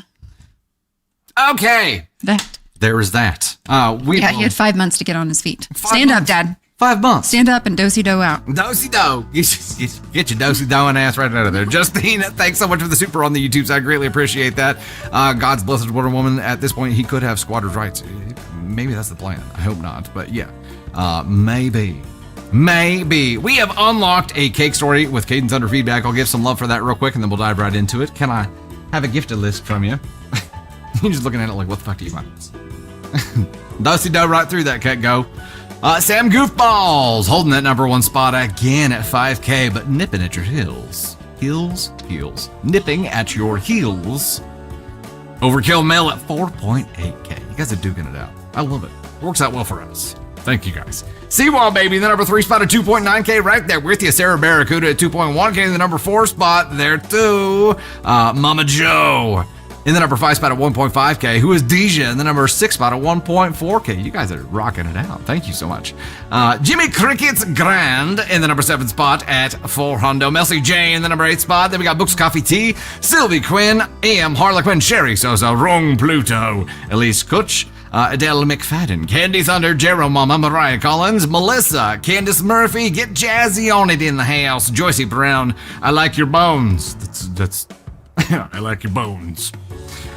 Quad's main page, crash out to Abby and Stacy Hayes. Thank you guys so much for the love. You have unlocked the cake story with Caden Thunder feedback. The next thing we're going to be after over there on the Tiki Talkie side is going to be for a helmet and shirt change. A helmet and a shirt change. Hope I have a shirt around. We'll figure it out. I did have a Halloween costume idea for next year. I'm gonna wear like a silk robe. Okay. And carry my trumpet around. Okay. And I'm gonna be a horn star. Okay. That's great. This is the face I'm getting. Sounds very. You know who? Oliver can follow you around, and you guys can be a 2-man band. He'll sing. Yeah, he'll sing. That third, okay. He's every time he plays the trumpet. I know we've posted it before, but I'm trying to get him to do a Christmas song so that him and Oliver can sing it together. Because Oliver will come and sit by him and just like howl with him. Not roasting on the open fire. Oliver. It's so cute. It's great. It's so cute. The other day he was on the bed singing, and then he went out into the living room and sat on the couch with him and Navy, and we're like, Navy's making sound with the trumpet now, which is great. And Oliver, I think she wants to make the sound even more because Oliver will sing along too. So she's like, yeah, let's do it. I don't know if anyone else has a dog that sings whenever they hear music, but I've messed up a lot of words today. Me too. The last okay sounded so defeated. It is. I can hear the sick of your shiz in Candy's voice. It's always there. Just at varying intensities. You're fine. Yeah. Was the same as the okay.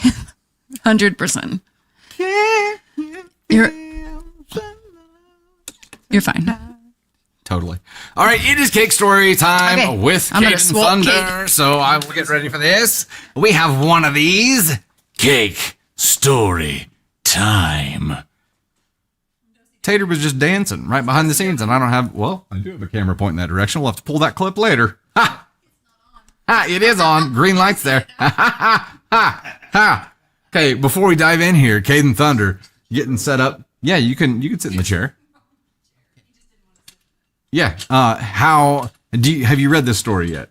Of course not. No. Okay. Okay. So he knows nothing that we're getting into here. It'll take him the length of the story to get rolled up to the table there. All right, here we go. This is, am I the astronaut for refusing to remake a birthday cake after my mother-in-law fixed it? This has got to be an NTA. You know it is. Am I the astronaut for refusing to remake a birthday cake after my mother-in-law fixed it? I don't think we need a poll on this. We'll just dive right in. I bake as a hobby, and for my father-in-law's birthday, I spent hours making a lemon blueberry cake, his favorite, with homemade frosting. The plan was for me to bring it to their house for dinner. When I arrived, my mother-in-law saw the cake and immediately said it looked too plain. I used a simple rustic design, nothing fancy, just clean piping and fruit on top.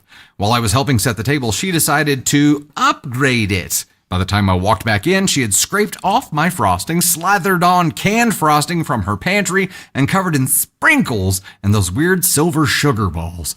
Oh, like the break your teeth ones? Oh, no. It genuinely looked like a kid's classroom cupcake project.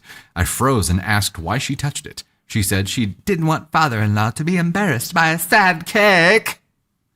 And she thought she was saving me from looking like an amateur baker. Father-in-law had loved the original look when I showed him a picture earlier, so I was livid. I told mother-in-law if she didn't like my cake, she could serve hers. She got defensive and said I was being dramatic, and it wasn't that deep. I said if my work isn't respected, I won't bring desserts anymore, and took the cake home. I didn't throw a fit, I just quietly left. Father-in-law texted later saying he was disappointed, but understood. Mother-in-law, however, told the family I ruined his birthday over frosting. Now some relatives think I should have just let it go. Am I the astronaut for taking the cake back instead of serving her fixed version?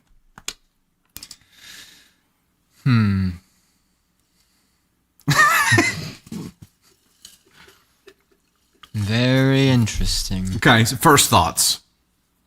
Well, for starters, I feel a little bad for father-in-law. Poor guy. He didn't get a cake. I know. It wasn't his fault. He just got the shit end of the stick, kind of. He really did. He got the shit cake, the shit end of the cake. He got the stick into the shit. Yeah. Why? I mean, it has to be pure jealousy, right? Pure jealousy. That's the only thing it could be. What would cause someone to like? She knew she was ruining the cake. It wasn't about how it looked. What would make she was her trying to fucking ruin it? What would make her jealous though? Like, what does she even have to be jealous? Maybe over? she just genuinely like thought that she thought she did a better job making a cake. She genuinely is like so, she's got a cake shoved so far up her own brain. Just disregard that. Shoved up her ass all the way to her. Well, brain? I was gonna say her ass, but I was like, I don't want to shove a cake up someone's ass. That feels. I don't. You don't. Anyways. Okay, wait, hold on.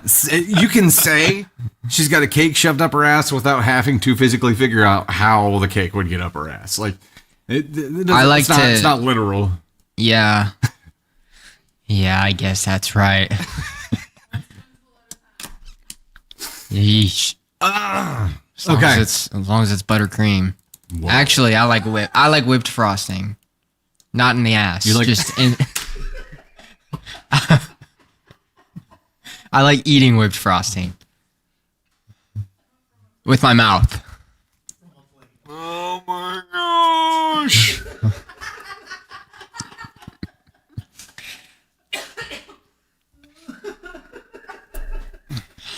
I can't wait for dinner.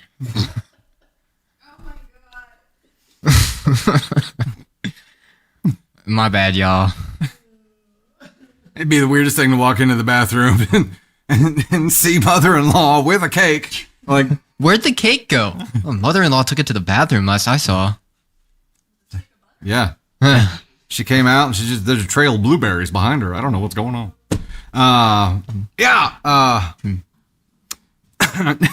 Kristen, now I have to clean coffee off my wall. What happened there? How did you get coffee on your wall? Yeah. I think she spit it out laughing. Oh. Well, we were talking about asses, so we don't know. Did you spray coffee out your ass on your wall? Anything can happen, and I just wish you well. Wish you Angel drop the dude that escalated quickly into the name I will not say because we dare not summon them. Katie Hay dropped the two. I love eating it with my mouth. Caden favorite quotes. Yeah, there you go. Man, no, my train went awry today. It's separated onto 4 different tracks, buddy. Apparently, maybe we'll bring it back together. So it was, am I the astronaut for refusing to remake a birthday cake after my mother-in-law? I don't know. You're not the. It's NTA. You're not the astronaut, but the father-in-law caught a stray. He did. Got a little stray there. He got a stray, and he didn't get a cake at all, except for whatever shite cake mother-in-law had on hand for him. Yeah. That's it. He didn't get his favorite cake. Maybe you remake it. Maybe you need to remake it, but like invite father-in-law over for it, and not. He deserves a cake still. Yeah.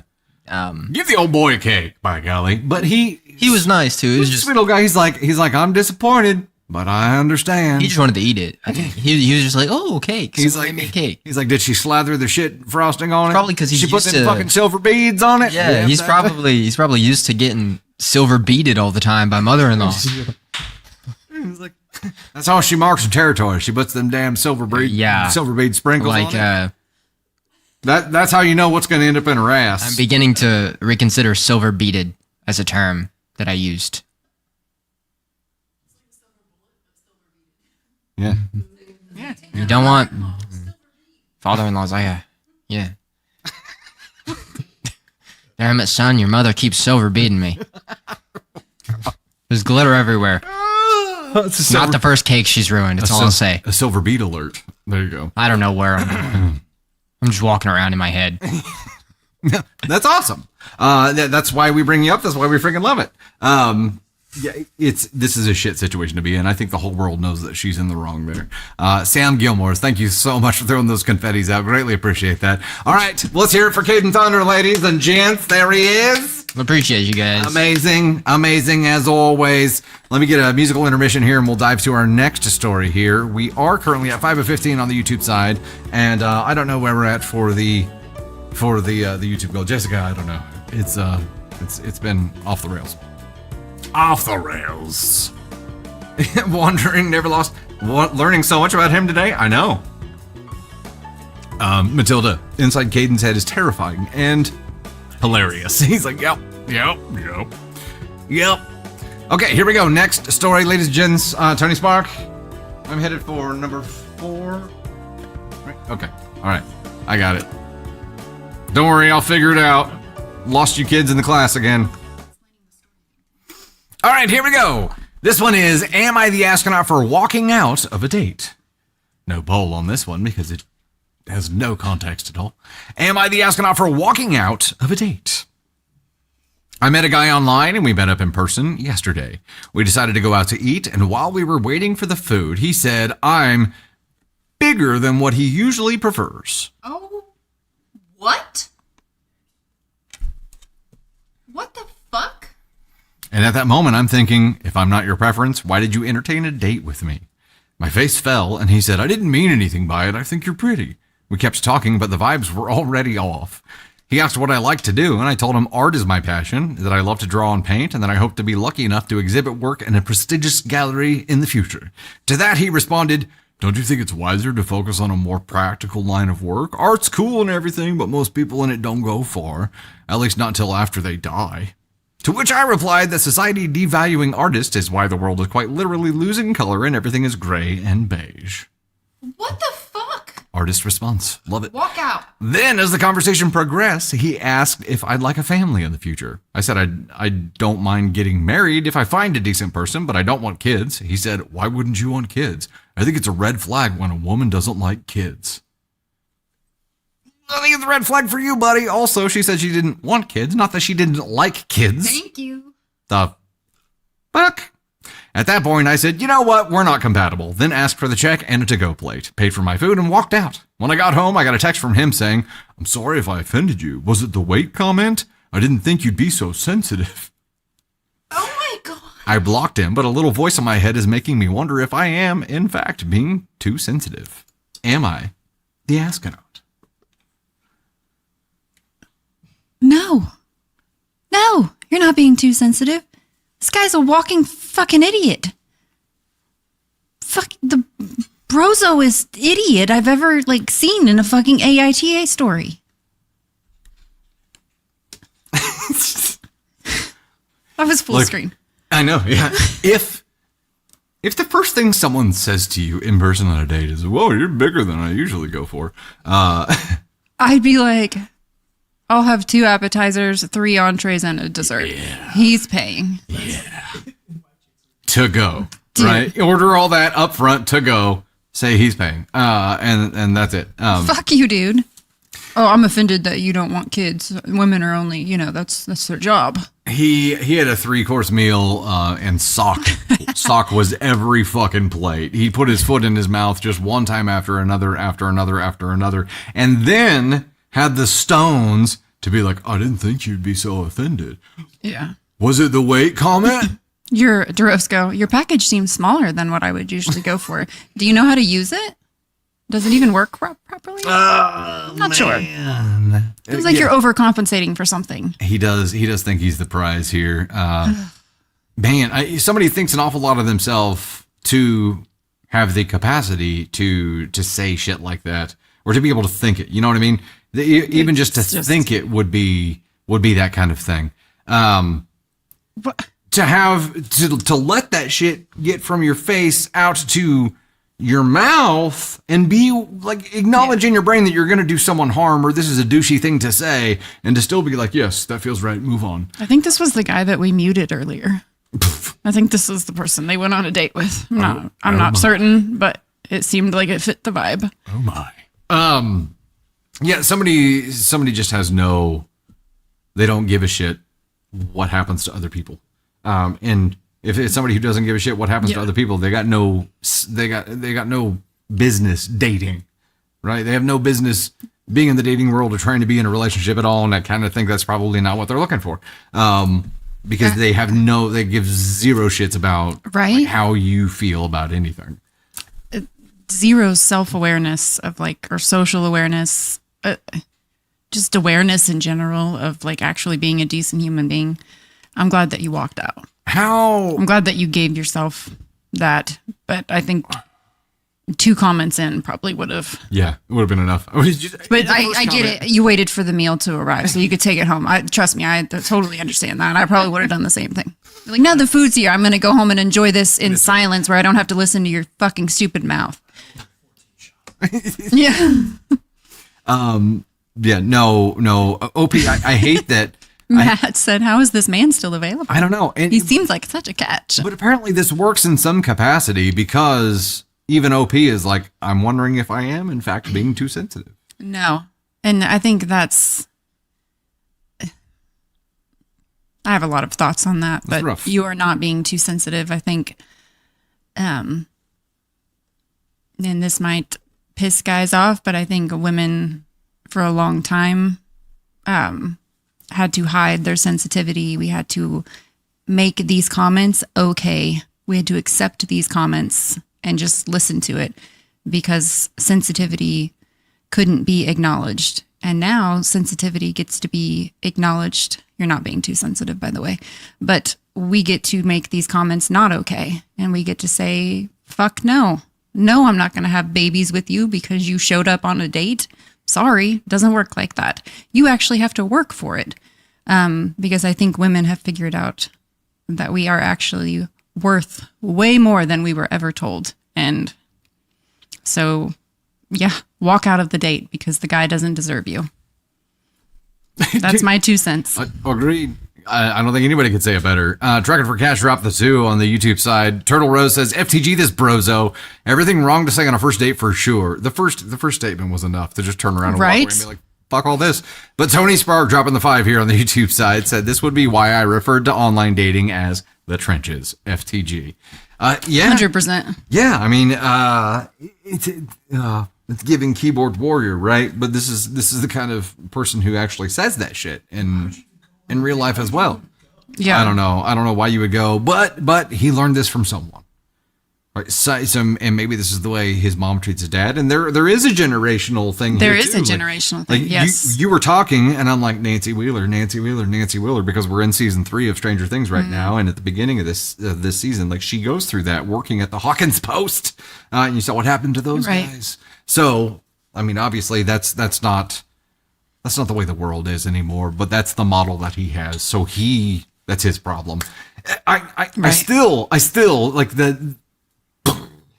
that he messaged you after saying all this shit and pissed you off enough for you to leave and messaged you and was like, didn't know you'd be so sensitive. Right. What is the goal? What is he trying to achieve with this message? To wear her down, to make the things that should be a big deal not a big deal. Because if you tell someone that they're too sensitive enough times, the person will believe it. The person will question themselves, and that's how you wear people down. And that was it. And this guy needs to wake the fuck up. It's not okay to speak to anyone like this, man, woman, anything. Like, no. Well, hopefully enough people he encounters don't allow it and he'll change. But as long as it works, he'll probably keep doing it. Barry, I think you put it really, really good here. Sensitive is code for I should get to bully, harass, or destructively criticize you. Yeah, it's just like 100%. That's I have that power. Yes. Bree, that's terrible. I saw that. A guy told me he wouldn't go on a second date even if I was wearing a paper bag over my head. Like somebody who has the stones to say that just needs to be kicked in the dick. Okay, ladies and gents, that is it for us today. Did we hit that? Okay. So the last goal? The last goal is a shirt helmet thing. Okay, we'll do that. Let me get Tony Spark and Candy Thunder over here chatting for a second. And then okay, I'll leave that there for you. Yep, I'll come back with that and we'll rock it out and be good to go there. Yes. I'm not gonna lower it because she's up there. I'll stand on my You need my helmet? You want to get my trumpet? I feel like better. I feel like I have a lot of Uber stories too. So I feel like maybe that's the answer to that guy's question. What? Maybe you're known in the Uber community. What do you mean I'm known in the Uber? Yeah, as the guy who does that a lot. That says what? That takes Ubers a lot? Yeah. Maybe you have a rap sheet in the Uber community. Well, you have a rating on Uber. Like, so how you can rate drivers, use a rider also has a rating, which mine's 4.93. And I The Uber Chronicles with Tony Spark. I'm really upset about the Amber. the missing 0.07. I don't understand why. You think It's someone been that for a while. Maybe they just don't allow anyone to have a 5. I don't know. I feel like I've seen people have had a 5. Showed up in my Anyway, my Astro cycle. make sure to follow at Tony Spark _ for all the latest Uber Look great, babe. Chronicles. Anyway. Dylan has a 5. Brian, I'm sorry. Okay, Dylan. Sorry. I don't know what I did to get a 4.93. I think I'm an excellent rider. I think you're a great. I would think that you're an excellent writer too. Yeah, knowing I'm always you. nice. You are a nice person. Conversation. I always give 5 stars, even when apparently we drive the wrong way in traffic. Well, maybe that's your problem. I don't know. I don't Let know. me give thanks for this gift, y'all. Okay, bye. Follow at Tony Spark _ Thank you. Bye, everyone. It's VIPs. We'll see you in VIP. See you in VIP. Let me give some thanks for this. I'll tilt this up so you can see it. I'm going to leave it down. We'll see how that looks. It's already foggy. In the #1 spot here, hitting the goal on the TikTok side. My beard's like pointing out here. Sam Goofballs at 4.2K. Couldn't breathe. Overkill Mill in our produce spot at 2.6K. We got Sarah Barracuda at 1.7K. Who is Deja? Wrong Pluto. Mags Mazing. Packet or pass it? And then Adele McFadden. Thank you guys so much for the love. Greatly appreciate it. We'll dance it all the way out here. Katie Hayden, the driver, is jealous of Tony. Good move. Good move. We can see you guys later. Thank you so much for hanging out with us. VIP. We'll see you here in about 10 to 15 minutes. All right. Oh, wait, I have some outro notes. I should probably use those. The next public live will be Sunday, November 9th at 9 p.m. Central on the TikTok and YouTube side. The weekly Wednesday live will be next Wednesday, the 12th at 3 p.m. VIP live will be coming up here in about 10 to 15 minutes. We will post in VIP group on Facebook which Thursday, I think it's next Thursday, is going to be TikTok VIP, right? TikTok VIP next Thursday, 9 p.m. We will post about that in the VIP group on Facebook, and YouTube will be the following Thursday. So next 2 Thursday nights, we have VIP streams coming up, 9 p.m. Central. Next week, TikTok. Week after, YouTube. VIP, see you here soon. Thank you guys so much for hanging out with us. Always a blast. Deuces.